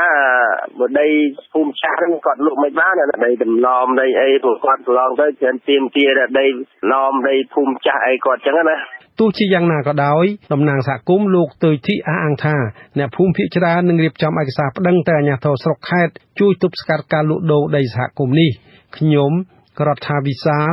វិទ្យុអាស៊ីសេរីរាយការណ៍ពីខេត្តរតនគិរីបាទលោកនាងកញ្ញាជាទីមេត្រីចំណែកឯទឹកសមុទ្រនៅខេត្តកែបឯនោះវិញដែលពីមុនបានប្រែពណ៌បៃតងខុសពីធម្មតាពេលនេះកំពុងវិលទៅរកភាពប្រក្រតីជាបណ្ដាវិញហើយប្រជាពលរដ្ឋនៅទីនោះនិងភ្ញៀវទេសចរអាចចាប់ផ្ដើមចុះងូតទឹកនិងពិសាអាហារសមុទ្របានដូចពេលមុនដែរបាទសូមស្ដាប់សេចក្តីរាយការណ៍របស់កញ្ញាអ៊ូបាណុងអាជីវកម្មអាហារសមុទ្រនៅខេត្តកែបបានវិលមកសភាពដើមជាបណ្ដាហើយគិតត្រឹមរសៀលថ្ងៃទី12មេសាក្រោយពីស្ថានភាពទឹកសមុទ្របានប្រែជាថ្លាជាងមុនអាជីវករមួយរូបនៅផ្សារក្តាមបានបញ្ជាក់ថាអាជីវកម្មរបស់អ្នកស្រីមានភាពល្អប្រសើរដោយពេលនេះទាំងទឹកសមុទ្រលែងមានក្លិនស្អុយហើយមានភ្ញៀវទេសចរជាបណ្ដាមកលេងកម្សាន្តនៅតំបន់នេះវិញអ្នកស្រីក៏សង្ឃឹមថានឹងមានភ្ញៀវមកកាន់តែច្រើននៅពេលបុណ្យចូលឆ្នាំខ្មែរដ៏ខ្លីខាងមុខនេះអត់អីផងបងដំណើរការធម្មតាបាច់ធម្មតាឥឡូវហ្នឹងណាបើទោះជាអាជីវកម្មអាហារសមុទ្រមានភាពប្រសើរឡើងតែសេវាស្នាក់នៅដូចជាផ្ទះសំណាក់សន្តាគារនៅមានសភាពស្ងាត់ជ្រងំបើធៀបទៅនឹងពេលមុនផ្ទុះបញ្ហាទឹកសមុទ្រឡើងពណ៌បៃតងនិងមានក្លិនស្អុយរហូតដល់សត្វនៅក្នុងសមុទ្រងាប់អណ្ដែតពេញផ្ទៃទឹកកាលពីចុងខែមីនាអ្នកគ្រប់គ្រងនៅសន្តាគារមួយដែលមានទីតាំងនៅជាប់មាត់សមុទ្រនៅក្នុងក្រុងកែបលោកធីសវណ្ណតារាបានត្អូញត្អែថាសន្តាគារលោកក៏មិនខុសពីសន្តាគារផ្ទះសំណាក់នៅតំបន់នោះដែរគឺមិនមានការកក់ឬស្នាក់នៅច្រើនដូចឆ្នាំមុននោះទេលោកអះអាងថាឆ្នាំមុនក្នុងខែមេសាបែបនេះក្រុងកែបស្ទើរតែរកកន្លែងឲ្យភ្ញៀវស្នាក់នៅមិនបានផ្ទុយមកវិញឆ្នាំនេះការកក់តាមទូរស័ព្ទឬប្រព័ន្ធអេឡិចត្រូនិកត្រូវបានលុបចោលជាច្រើនខោតែបើខ្ញុំនេះគេភ្ញៀវគាត់call booking តាមលេខទូរស័ព្ទគាត់បានcancel ខ្លះអស់ហើយព្រោះពីដើមគាត់មានច្រើនខលកក់ក្នុងខែចូលឆ្នាំដល់គាត់ cancel អស់ហើយខ្ញុំសួរពួកម៉ាក់ខ្ញុំដែលអូតែផ្សេងសួរថាមានគេខលកក់អីថាអត់មានឆ្នាំនេះអត់មាននាយកខុទ្ទកាល័យនិងជាមន្ត្រីនាំពាក្យនៃក្រសួងបរិស្ថានលោកសៅសុភីបានថ្លែងប្រាប់វិទ្យុអាស៊ីសេរីនៅថ្ងៃទី12មេសាថាក្រសួងបរិស្ថាននៅតែបន្តតាមដាននៅលើទឹកសមុទ្រនៅតំបន់នេះដោយមានការអង្កេតពីមន្ទីរបរិស្ថានជាសេនាធិការផ្ទាល់នៅតំបន់នោះអញ្ចឹងគឺស្ថានភាពរហូតមកទល់ពេលនេះហ្នឹងអត់មានលើថាមានបញ្ហាអីគួរឲ្យព្រួយបារម្ភទេមន្ទីរបរិស្ថានជាមួយនឹងអង្គភាពពាក់ព័ន្ធដែលជាជំនាញនៅថ្នាក់ខេត្តនោះក៏នៅតែបន្តតាមដានលោកសៅសុភីអះអាងថារហូតមកទល់ពេលនេះទឹកសមុទ្រខេត្តកែបបានវិលត្រឡប់មកស្ថានភាពដើមវិញហើយលែងបង្កផលប៉ះពាល់ដល់សុខភាពពលរដ្ឋទៀតផង លោកថាក្រសួងនឹងនៅបន្តតាមដានស្ថានភាពទឹកសមុទ្រហើយនឹងចេញសេចក្តីប្រកាសព័ត៌មានជាថ្មីប្រសិនបើរកឃើញនៅភាពមិនប្រក្រតីណាមួយពីទឹកសមុទ្រនេះនាងខ្ញុំអ៊ូបាណុង Visu Azizi Serai ភ្នំពេញបាទលោកនាងកញ្ញាជាទីមេត្រីសង្គមស៊ីវិលដែលធ្វើការពាក់ព័ន្ធនឹងចរាចរណ៍បានសង្កេតឃើញថានៅពេលមានពិធីបុណ្យធំៗម្ដងគ្រោះថ្នាក់ចរាចរណ៍តែងតែកើតឡើងច្រើនដោយសារតែអ្នកបើកបរមិនគោរពច្បាប់ចរាចរណ៍នៅក្នុងឱកាសបុណ្យជាតិនីមួយៗអ្នកជំនាញតែងតែបានការរំលឹកដល់អ្នកប្រើប្រាស់ផ្លូវឲ្យគោរពច្បាប់ដើម្បីកាត់បន្ថយគ្រោះថ្នាក់ចរាចរណ៍នៅក្នុងពិធីបុណ្យចូលឆ្នាំបាទអ្នកស្រីអ៊ុំយ៉ាងសីមានសេចក្តីរាយការណ៍ជុំវិញព័ត៌មាននេះសង្គមស៊ីវិលដែលធ្វើការពាក់ព័ន្ធនឹងចរាចរណ៍ព្រួយបារម្ភប្រជាពលរដ្ឋបើកបរបំពានច្បាប់ចរាចរណ៍ខណៈពិធីបុណ្យចូលឆ្នាំចំនួន3ថ្ងៃគិតចាប់ពីថ្ងៃទី14ដល់ថ្ងៃទី16ខែមេសានឹងអាចបង្កឲ្យមានអត្រាអ្នកស្លាប់ដោយសារគ្រោះថ្នាក់ចរាចរណ៍កើនឡើងមន្ត្រីជំនាញសុវត្ថិភាពចរាចរណ៍នៃអង្គការសម្ព័ន្ធអន្តរជាតិទប់ស្កាត់ផលប៉ះពាល់គ្រឿងស្រវឹងលោកមាសចន្ទឌីបានប្រាប់វិទ្យុអាស៊ីសេរីនៅថ្ងៃទី12ខែមេសាថាពិធីបុណ្យចូលឆ្នាំគឺជាពេលដែលគ្រួសារខ្មែរជួបជុំគ្នានឹងអាចធ្វើដំណើរទៅតំបន់កំសាន្តនានាទូទាំងប្រទេសកម្ពុជាជាការកត់សម្គាល់នៅពេលដែលប្រជាពលរដ្ឋធ្វើដំណើរពេលពិធីបុណ្យជាតិម្ដងនោះគឺជាមិនផុតពីគ្រោះថ្នាក់ចរាចរណ៍និងបណ្ដាលឲ្យមនុស្សជាច្រើនអ្នកស្លាប់និងរបួសជាង 90% កើតឡើងមកពីកត្តាមនុស្សបើកបរមិនគ្រប់ច្បាប់និងខ្វះការប្រុងប្រយ័ត្នអ្នកជំនាញខាងសុវត្ថិភាពចរាចរណ៍រូបនេះក្រើនរំលឹកដល់អ្នកប្រើប្រាស់ផ្លូវទាំងអស់ឲ្យគោរពច្បាប់ដើម្បីកាត់បន្ថយគ្រោះថ្នាក់ចរាចរណ៍នៅក្នុងពិធីបុណ្យចូលឆ្នាំឲ្យមានប្រសិទ្ធភាពប្រជាពលរដ្ឋអ្នកប្រើប្រាស់ផ្លូវទាំងអស់សូមមេត្តាគោរពតម្លៃនៃជីវិតរបស់ខ្លួននិងសូមមេត្តាឲ្យតម្លៃទៅលើអ្នកប្រើប្រាស់ផ្លូវដទៃទៀតដែលនៅលើផ្លូវជាមួយយើងតែយើងប្រព្រឹត្តមើលមានគ្រោះថ្នាក់តែខ្លួនយើងនោះជារឿងរបស់យើងក៏ប៉ុន្តែអ្នកដែលបើកបរលើផ្លូវដទៃទៀតអត់ដឹងអីសោះគេគោរពប្រតិបត្តិបាត់ដល់ត្រឹមត្រូវតែយើងបំពេញទៅប៉ះគេយើងគួរឲ្យសោកស្ដាយណាស់វាជាអំពើមួយដែលមិនគួរឲ្យមានកើតតទៅសោះលិខិតអំពាវនាវរបស់គណៈកម្មាធិការជាតិសុវត្ថិភាពចរាចរណ៍ផ្លូវគោករបស់ក្រសួងមហាផ្ទៃចេញផ្សាយនៅថ្ងៃទី11ខែមេសាក៏អំពាវនាវទៅកាន់អ្នកប្រើប្រាស់ផ្លូវដែរថាដើម្បីទប់ស្កាត់គ្រោះថ្នាក់ចរាចរណ៍ផ្លូវគោកនៅក្នុងឱកាសបុណ្យចូលឆ្នាំស្ថាប័ននេះបានក្រើនរំលឹកឲ្យអ្នកបើកបរនិងអ្នកធ្វើដំណើរត្រូវប្រកាន់ភ្ជាប់នូវគោលការណ៍ច្បាប់9ចំណុចដើម្បីទប់ស្កាត់គ្រោះថ្នាក់ចរាចរណ៍ចំណុចសំខាន់ទាំង9នោះរួមមានអ្នកបើកបរត្រូវប្រកាន់ទម្លាប់ជាស្វ័យប្រវត្តិគឺមានស្មារតីប្រុងប្រយ័ត្នជានិច្ចចំពោះគ្រោះថ្នាក់ចរាចរណ៍ដែលអាចកើតមានជាយថាហេតុលើផ្លូវថ្នល់អ្នកបើកបរនិងអ្នកធ្វើដំណើរត្រូវពាក់ខ្សែក្រវ៉ាត់សុវត្ថិភាពឲ្យបានគ្រប់គ្នាពេលឡើងបញ្ជាឬជិះរថយន្តអ្នកបើកបរម៉ូតូទាំងអ្នកជិះពីក្រោយត្រូវពាក់មួកសុវត្ថិភាពអ្នកបើកបរត្រូវបញ្ជារថយន្តនៅក្នុងល្បឿនមួយដែលច្បាប់កំណត់ដូចជានៅទីប្រជុំជនសម្រាប់រថយន្តបើកបរនៅក្នុងល្បឿនត្រឹមតែ40គីឡូម៉ែត្រក្នុង1ម៉ោងនិង40គីឡូម៉ែត្រនៅក្រៅទីប្រជុំជនចំណែកម៉ូតូត្រឹម30គីឡូម៉ែត្រក្នុងទីប្រជុំជនអ្នកបើកបរត្រូវបន្ថយល្បឿនតាមច្បាប់កំណត់និងតាមស្ថានភាពជាក់ស្ដែងដូចជាទីប្រជុំជនសាលារៀនផ្លូវចង្ហុកផ្លូវកោងផ្លូវប្រសពផ្លូវចំណោតផ្លូវចង្អៀតផងដែរលិខិតដដែលបញ្ជាក់ដែរថាបើពិសាគ្រឿងស្រវឹងកុំបើកបរនិងមិនត្រូវផ្ទុកលើចំណុះនិងជិះលើដំបូលរថយន្តនៅឡើយការសិក្សាស្ដីពីការត្រួតពិនិត្យល្បឿនបើកបររបស់អង្គការជនពិការអន្តរជាតិដែលចេញផ្សាយកាលពីខែកក្កដាឆ្នាំ2015បង្ហាញថា2ភាគ3នៃចំនួនអ្នកបើកបរបានបើកបរហួសល្បឿនកំណត់អង្គការនេះអះអាងថាការបើកបរហួសល្បឿនកំណត់នេះជាមូលហេតុចម្បងទី1ដែលបង្កឲ្យមានគ្រោះថ្នាក់ចរាចរណ៍នៅក្នុងប្រទេសកម្ពុជាខណៈមានពិធីបុណ្យសំខាន់ម្ដងជាងនេះទៀតតួលេខយ៉ាងមន្ត្រីជលផលបានចាត់ចែងមន្ត្រីរបស់ខ្លួនដើម្បីចុះពិនិត្យស្ថានភាពបទល្មើសជុំវិញបឹងធំក្នុងឱកាសពិធីបុណ្យចូលឆ្នាំប្រពៃណីខ្មែរទៀតផងយើងនឹងដាក់មន្ត្រីប្រចាំការនៅហ្នឹងណានឹងអរគុណច្រើនណាស់មន្ត្រីសម្របសម្រួលសហគមន៍នៃអង្គការសម្ព័ន្ធភាពដើម្បីអភិរក្សធនធានជលផលអ្នកស្រីនូសរឹមក៏សម្គាល់ឃើញថាជារៀងរាល់ឆ្នាំនៅពេលមានពិធីបុណ្យជាតិធំជលល្មើសតែងឆ្លៀតឱកាសដើម្បីនេសាទខុសច្បាប់នៅតំបន់មួយចំនួនអ្នកស្រីថាទាំងមន្ត្រីជំនាញឬអាជ្ញាធរក៏បីគាំទ្រដល់ប្រជាសហគមន៍នេសាទតាមរយៈផ្ដល់ប្រាក់លើកទឹកចិត្តដល់ពួកគាត់សម្រាប់ចុះល្បាតតាមបឹងក្នុងអំឡុងពេលចូលឆ្នាំប្រពៃណីខ្មែរបន្ថែមពីនេះអាជ្ញាធរត្រូវរឹតបន្តឹងច្បាប់ជលផលចំពោះការប្រើប្រាស់ឧបករណ៍នេសាទខុសច្បាប់ឲ្យបានប្រសើរម្យ៉ាងប្រជាពលរដ្ឋត្រូវយល់ដឹងអំពីសារៈប្រយោជន៍នៃធនធានជលផលដោយខ្លួនឯងផងដែរខ្ញុំសោតសុកប្រាថ្នាវັດឈូអាស៊ីសេរីពីខេត្តកំពង់ចាម បាទលោកនាងកញ្ញាជាទីមេត្រីប្រជាពលរដ្ឋខ្មែរនៅទូទាំងប្រទេសកំពុងត្រៀមខ្លួនអបអរសាទរចាំទទួលទេវតាឆ្នាំថ្មីឆ្នាំវោកដែលនឹងចូលមកដល់នៅយប់ថ្ងៃទី13ខែមេសានេះប្រជាពលរដ្ឋនៅខេត្តខ្លះដែលមានព្រំដែនជាប់គ្នាជាមួយនឹងប្រទេសថៃគឺអាជ្ញាធរថៃនិងខ្មែរគេគ្រោងនឹងសហការធ្វើពិធីបុណ្យចូលឆ្នាំតាមបន្ទាត់ព្រំដែនក្នុងគោលបំណងរឹតបន្តឹងមេត្រីភាពនិងឲ្យព្រំដែននៃប្រទេសទាំងពីរមានសន្តិភាពបាទសូមស្ដាប់សេចក្តីរាយការណ៍របស់លោកហង្សាយុទ្ធពីខេត្តសៀមរាបអាជ្ញាធរខេត្តរតនមានជ័យឲ្យដឹងថាគេកំពុងចាត់តាំងមន្ត្រីក្នុងស្រុកចំនួន2ឲ្យសហការជាមួយអាជ្ញាធរថៃនៃស្រុកកាប់ជើងខេត្តសុរិន្ទនិងស្រុកភូសិង្ហខេត្តស៊ីសង្កេតបានធ្វើពិធីបុណ្យចូលឆ្នាំថ្មីជាមួយគ្នានៅលើតំបន់សរវាងព្រំដែននៃប្រទេសទាំងពីរនៅថ្ងៃទី13ខែមេសា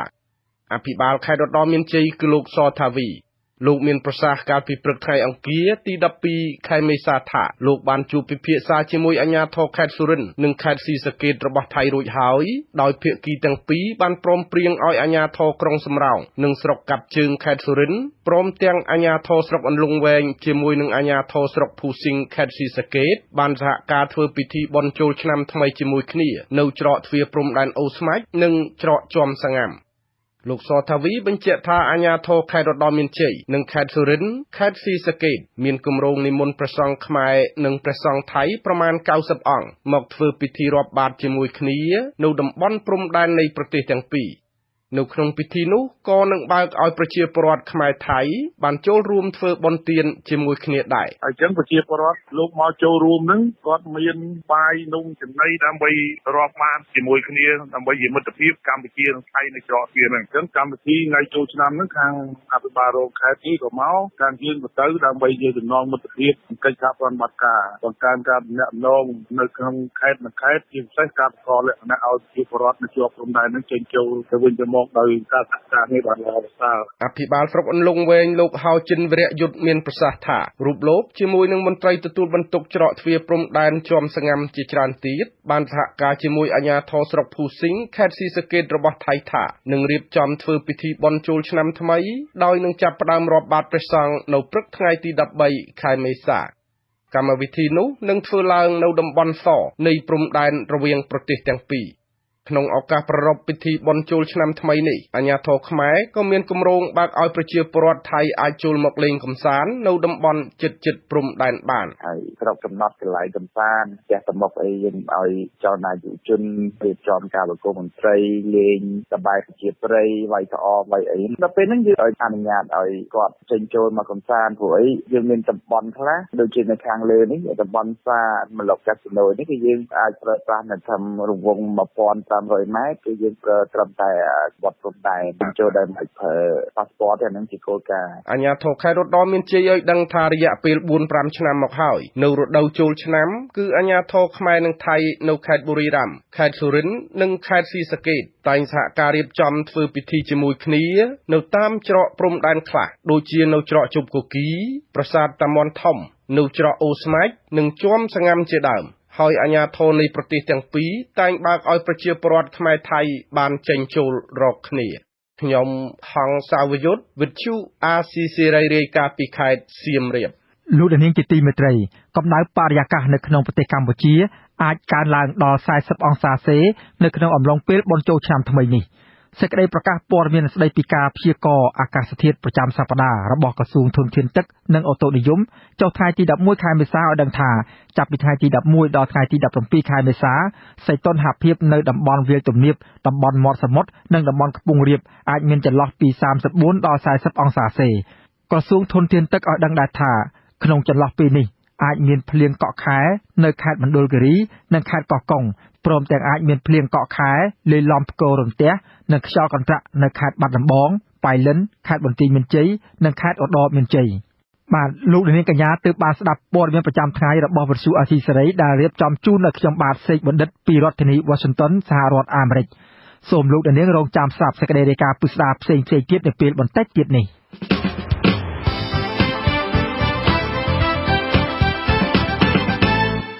លោកនាងកញ្ញានិងអ្នកស្ដាប់ជាទីមេត្រីនៅក្នុងកម្មវិធីផ្សាយជាបន្តទៅទៀតនេះយើងខ្ញុំមានសេចក្តីរាយការណ៍ផ្ដោតអំពីជំនឿពលរដ្ឋខ្មែរចំពោះឆ្នាំវោកឬឆ្នាំស្វាក្នុងឆ្នាំ2016បាទសូមអញ្ជើញលោកនាងស្ដាប់ការផ្សាយរបស់យើងខ្ញុំដែលមានជាបន្តដោយមេត្រី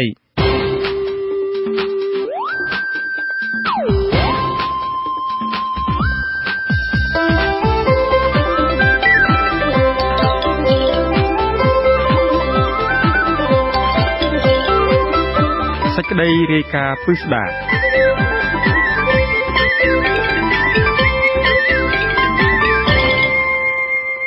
បាទឆ្នាំវោកឬឆ្នាំស្វាស្ថិតនៅក្នុងលំដាប់លេខរៀងទី9នៃឆ្នាំខ្មែរទាំង12ស្វាជាសត្វព្រៃប៉ុន្តែវាមានទំនាក់ទំនងជិតស្និទ្ធទៅនឹងជីវភាពរស់នៅប្រចាំថ្ងៃរបស់មនុស្សជាយូរឆ្នាំមកហើយពេលខ្លះសត្វស្វាក៏ត្រូវបានគេចាប់យកមកចិញ្ចឹមមើលថែនិងស្រឡាញ់ចូលចិត្តដូចជាសត្វស្រុកដទៃទៀតដែរតែព្រឹទ្ធាចារ្យនិងអ្នកស្រាវជ្រាវនានាមានជំនឿយ៉ាងណាខ្លះចំពោះឆ្នាំវោកឬឆ្នាំស្វានេះពីរដ្ឋធានី Washington លោកសេចបណ្ឌិតអត្ថាធិប្បាយជុំវិញរឿងនេះដូចតទៅសត្វអម្បូរស្វាមានរូបរាងឬអវយវៈស្រដៀងគ្នាទៅនឹងមនុស្សលោកយើងនេះច្រើនជាងបណ្ដាសត្វដទៃទៀតហើយមនុស្សណាមុខអាក្រក់ឬមិនសង្ហាក៏គេបន្តបង្អាប់ដោយស្វាដែរចំណែកនៅក្នុងសង្គមសិល្បៈខ្មែរក៏មានសិល្បករតែងតួជាសត្វស្វាសម្ដែងក្នុងរឿងល្ខោនរបាំរហូតមានជាចម្រៀងច្រៀងបង្អាប់គ្នាទៅវិញទៅមកដោយប្រដូចទៅនឹងសត្វស្វាផងដែរព្រឹទ្ធាចារ្យដែលមានបទពិសោធន៍ក្នុងសង្គមជាច្រើនចំនួនបានសិក្សាលើអត្តចរិតមនុស្សសត្វទាំង12នៃឆ្នាំខ្មែរពួកគាត់បានបង្ហាញសោទិដ្ឋិនិយមចំពោះឆ្នាំវោកឬឆ្នាំស្វាដែលត្រូវចំឆ្នាំ2016នេះហោរាចិននិងព្រឹទ្ធាចារ្យខ្មែរមួយចំនួនបានសិក្សាស្រាវជ្រាវតាមក្បួនជំនឿឃើញថាឆ្នាំវោកឆ្នាំ2016នេះគឺជាស្វាភ្លើងដែលស្ថិតនៅក្នុងលក្ខណៈពិសេសមួយគឺក្នុងរង្វង់60ឆ្នាំទើបជួបម្ដងលោកគ្រូអាចារ្យធម្មនិតិកែសំអឿនមានប្រសាសន៍ថាថ្មីត្បិតឆ្នាំនេះជាស្វាភ្លើងពិតមែនប៉ុន្តែវាបាននាំមកនៅជោគលាភល្អហើយបើទោះបីជាជួបរឿងរ៉ាវអាក្រក់ខ្លះក៏មិនបង្កឲ្យមានការខាតបង់អ្វីធំដុំនោះឡើយលោកក៏សម្គាល់តាមបុរាណកាលមកឃើញថាឆ្នាំវោកឬឆ្នាំស្វាគឺជាឆ្នាំមួយតែងតែនាំមកនៅមហិទ្ធិឫទ្ធិខ្លាំងព្រោះសត្វស្វាជាសត្វមួយក្លាហានហ៊ានហក់លោតពីដើមឈើមួយទៅដើមឈើមួយទោះនៅទីទាបឬក៏ទីខ្ពស់យ៉ាងណាក្តីស្វាឆ្នាំនេះគ្រាន់តែចូលភ្លាមមកដឹងថាស្វាភ្លើងទៀតអញ្ចឹងអាកាសធាតុនេះក្តៅមែនទែនហើយគួរកូនចៅគួរប្រុងប្រយ័ត្នរឿងភ្លើងផ្សែងណាងាយនឹងឆាប់ឆេះងាយនឹងរងគ្រោះដោយសារភ្លើងដោយសារធាតុរបស់ស្វាឆ្នាំនេះ60ឆ្នាំបានដល់ម្ដងស្វាភ្លើងនេះប៉ុន្តែភ្លើងមែនបើយើងប្រុងប្រយ័ត្នវាអាចអ្វីវាស្ថិតក្នុងលើការប្រុងប្រយ័ត្នដែលជារឿងល្អវិញឆ្នាំស្វាអាចคล้ายទៅជាហនុមានគឺជាសេនារបស់អ្នកមានមហិទ្ធិឫទ្ធិជាងស្វានឹងក៏មកជាតិទៀតនេះគ្រប់អម្បូរស្វាបើតាមជំនឿបុរាណថាមកជាតិទៀតហើយជាមនុស្សលោកគ្រូអាចារ្យរូបនេះបន្តថាបើសង្កេតទៅលើបុគ្គលិកលក្ខណៈតាមធម្មជាតិខាងក្រៅវិញស្វាវាមានទំនាក់ទំនងជិតស្និទ្ធជាមួយនឹងមនុស្សជាងបណ្ដាសត្វព្រៃណាទាំងអស់ខាត់ជិតចូលមនុស្សមែនទែនទៀតទោះបីតែប្រកបជាម្ចាស់យើងនឹងក៏ស្វានឹងមានវិស័យពេលដែលពិខុសង្ឃឈ្លោះទាស់ទែងគ្នាប្រកបជាម្ចាស់ទីមានមិនស្ដាប់ប្រាប់មិនតាមអញ្ចឹងទៅព្រះអង្គទៅគង់នៅព្រៃប៉ាលីឡៃនោះមានសត្វស្វាមុនគេទៀតហើយមានសត្វដំរីតែឥឡូវយើងនិយាយអំពីសត្វស្វានឹងមុនគេឲ្យចូលទៅប្រណិប័តចូលទៅគោរពចូលទៅបម្រើព្រះណាសត្វស្វាមួយចំនួនដែលគេបាននាំយកមកពីព្រៃឲ្យចូលមកនៅក្នុងសង្គមមនុស្សត្រូវបានគេស្លៀកពាក់ឲ្យដូចជាមនុស្សដែរនិងបានបង្ហាត់ឲ្យចេះមុខរបរមួយចំនួនដូចជារកចៃលេងសៀកសម្ដែងភាពយន្តនិងវាយបុកជាដើមក្រុមអ្នកជំនាញរបស់អង្គការអភិរក្សសត្វព្រៃអន្តរជាតិបានសិក្សាឃើញថាកម្ពុជាមានពូជស្វាប្រមាណ11ប្រភេទស្វាទាំងនោះរស់នៅរប៉ាត់រប៉ាយពេញប្រទេសកម្ពុជាក៏ប៉ុន្តែពួកវាកំពុងប្រឈមទៅនឹងការគំរាមកំហែងដោយសារតែបញ្ហាខ្វះទីជម្រកនិងអាជីវកម្មបរបាញ់សត្វល្មើសច្បាប់របាយការណ៍របស់អង្គការអភិរក្សសត្វព្រៃរកឃើញទៀតថាសត្វស្វាភាគច្រើនមាននៅតំបន់ព្រៃអភិរក្សក្នុងភូមិភាគឦសាននៃប្រទេសកម្ពុជានិងតំបន់ជុំវិញបឹងទន្លេសាបតើតើនឹងឆ្នាំថ្មីឆ្នាំវោកនេះលោកបណ្ឌិតអាំងជូលៀនដែលបានសិក្សាពីជំនឿខ្មែរមានប្រសាសន៍ថាឆ្នាំវោកឬឆ្នាំស្វាលោកពុំឃើញមានកំណត់ត្រាណាមួយនៅលើសាលាចារឹកដែលនិយាយអំពីជំនឿទៅលើឆ្នាំនេះឲ្យជាក់លាក់នោះទេលោកថាជំនឿនេះមានតែអ្នកសិក្សាពីវិទ្យាហោរាសាស្ត្រ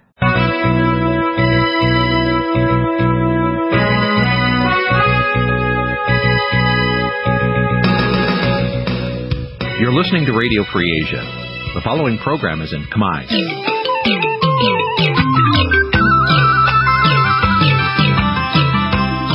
Nǐ chi càm bi tiệp xáy vệt chiu a zì sê ray នេះជាកម្មវិធីផ្សាយរបស់ Vithu Azisari ជាភាសាខ្មែរ Vithu Azisari សូមស្វាគមន៍លោកអ្នកនាងទាំងអស់ពីរដ្ឋធានី Washington នៃសហរដ្ឋអាមេរិក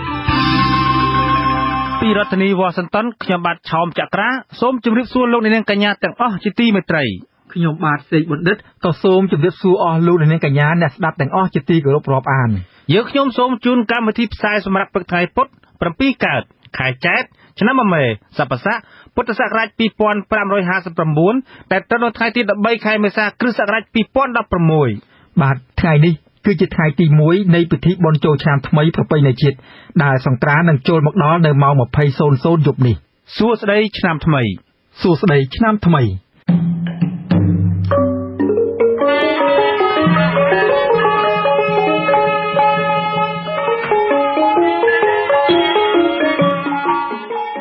ជាដំបូងនេះសូមអញ្ជើញអស់លោកអ្នកនាងស្ដាប់ព័ត៌មានប្រចាំថ្ងៃ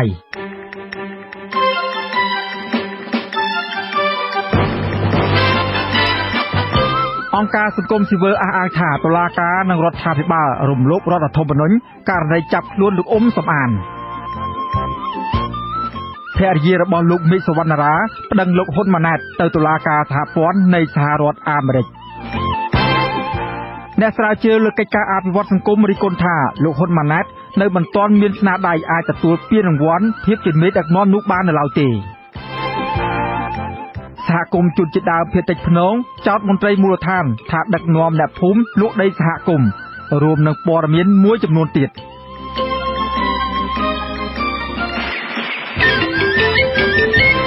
ជាបន្តទៅទៀតនេះខ្ញុំបាទសេកបណ្ឌិតសូមជូនព័ត៌មានពិស្ដា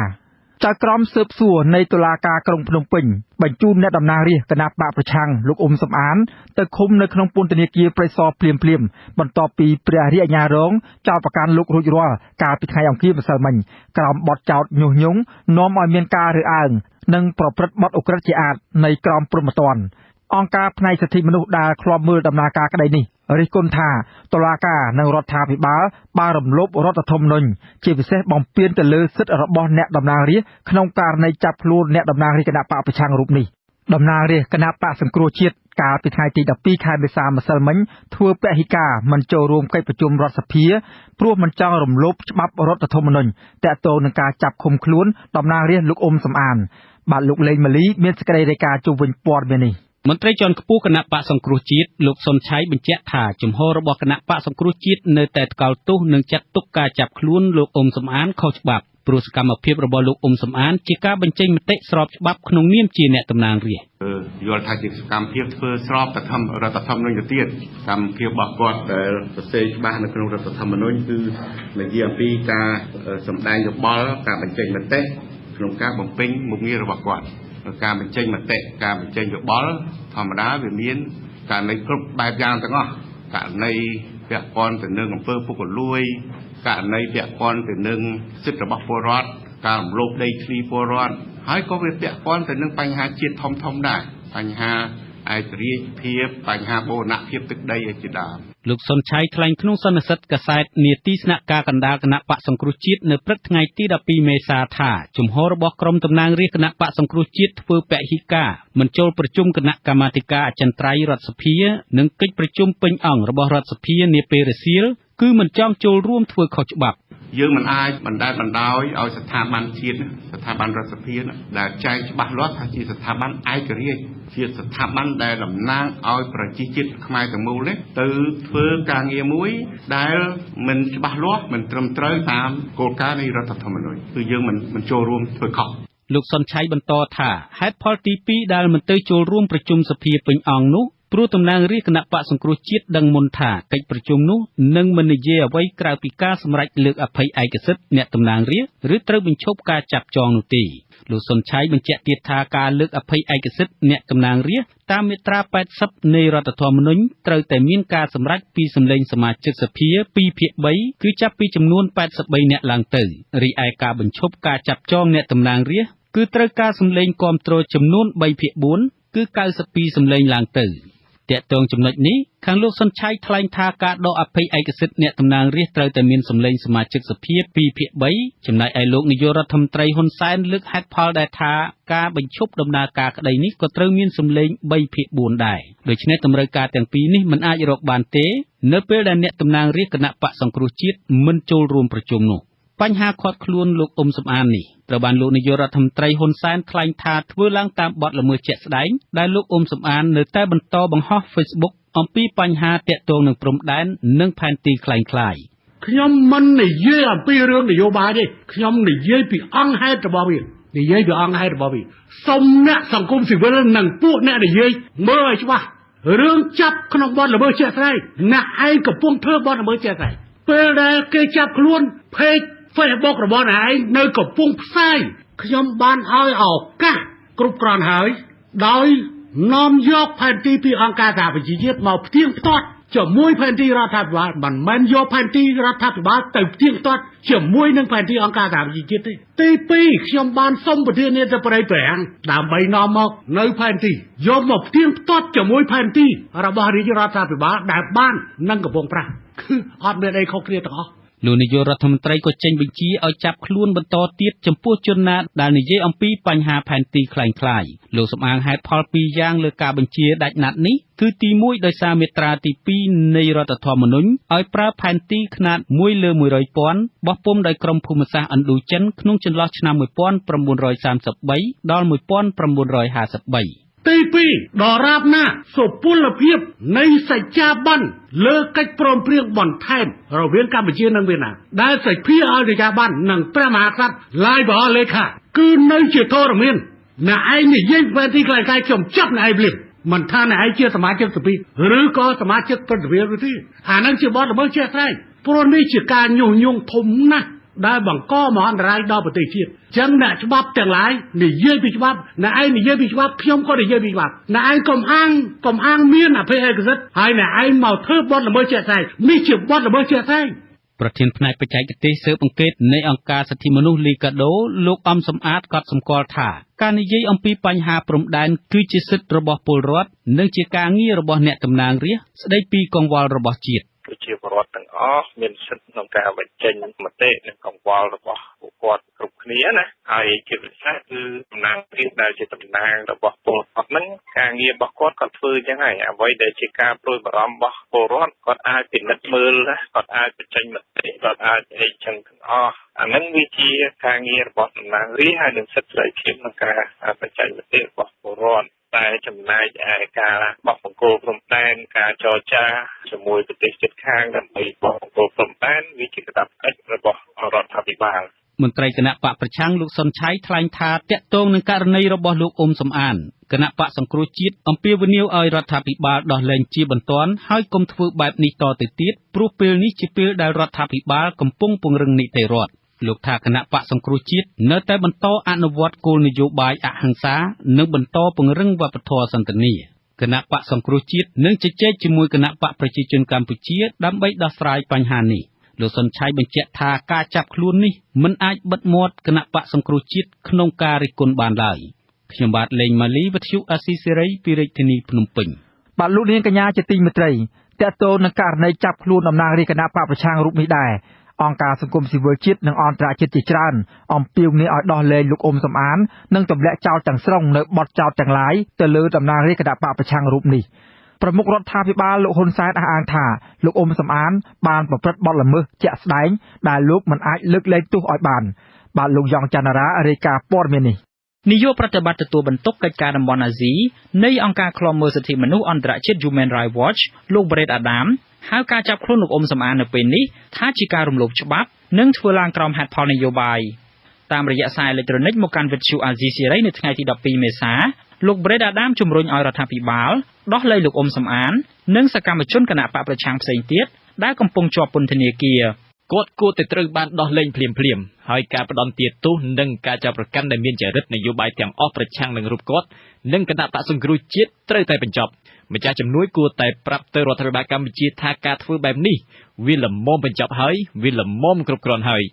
ដរាបណាការរំលោភបំពានទាំងនេះនៅតែបន្ត ពួកគេនឹងចាប់ផ្ដើមគិតគូរពីការកាត់ផ្តាច់ជំនួយនិងបន្ទាបទំនាក់ទំនងជាមួយកម្ពុជាចំណែកអង្គការមិនមែនរដ្ឋាភិបាលក្នុងស្រុកវិញក៏បានចេញសេចក្តីថ្លែងការណ៍រួមគ្នាថ្កោលទោសការចាប់ខ្លួនលោកអ៊ុំសំអានដែរមជ្ឈមណ្ឌលសិទ្ធិមនុស្សកម្ពុជាសមាគមអាតហុកអង្គការ Confrel និងអង្គការចំនួន10ផ្សេងទៀតហៅការចាប់ខ្លួនលោកអ៊ុំសំអានថាជាការប្រព្រឹត្តផ្ទុយនឹងរដ្ឋធម្មនុញ្ញដែលធានានូវអភ័យឯកសិទ្ធិអ្នកតំណាងរាស្ត្រនិងជាសញ្ញាបង្ហាញពីលំហលទ្ធិប្រជាធិបតេយ្យរួមតូចនិងការមិនទទួលយកនូវនយោបាយបែបពហុបកនៅកម្ពុជានៅក្នុងសេចក្តីថ្លែងការណ៍រួមចេញផ្សាយនៅថ្ងៃទី12មេសាក្រុមអង្គការសង្គមស៊ីវិលទាំងនេះយល់ឃើញថាការចាប់ខ្លួនលោកអ៊ុំសំអានគឺជាការបង្ក្រាបជាប្រព័ន្ធទៅលើគណៈបកប្រជា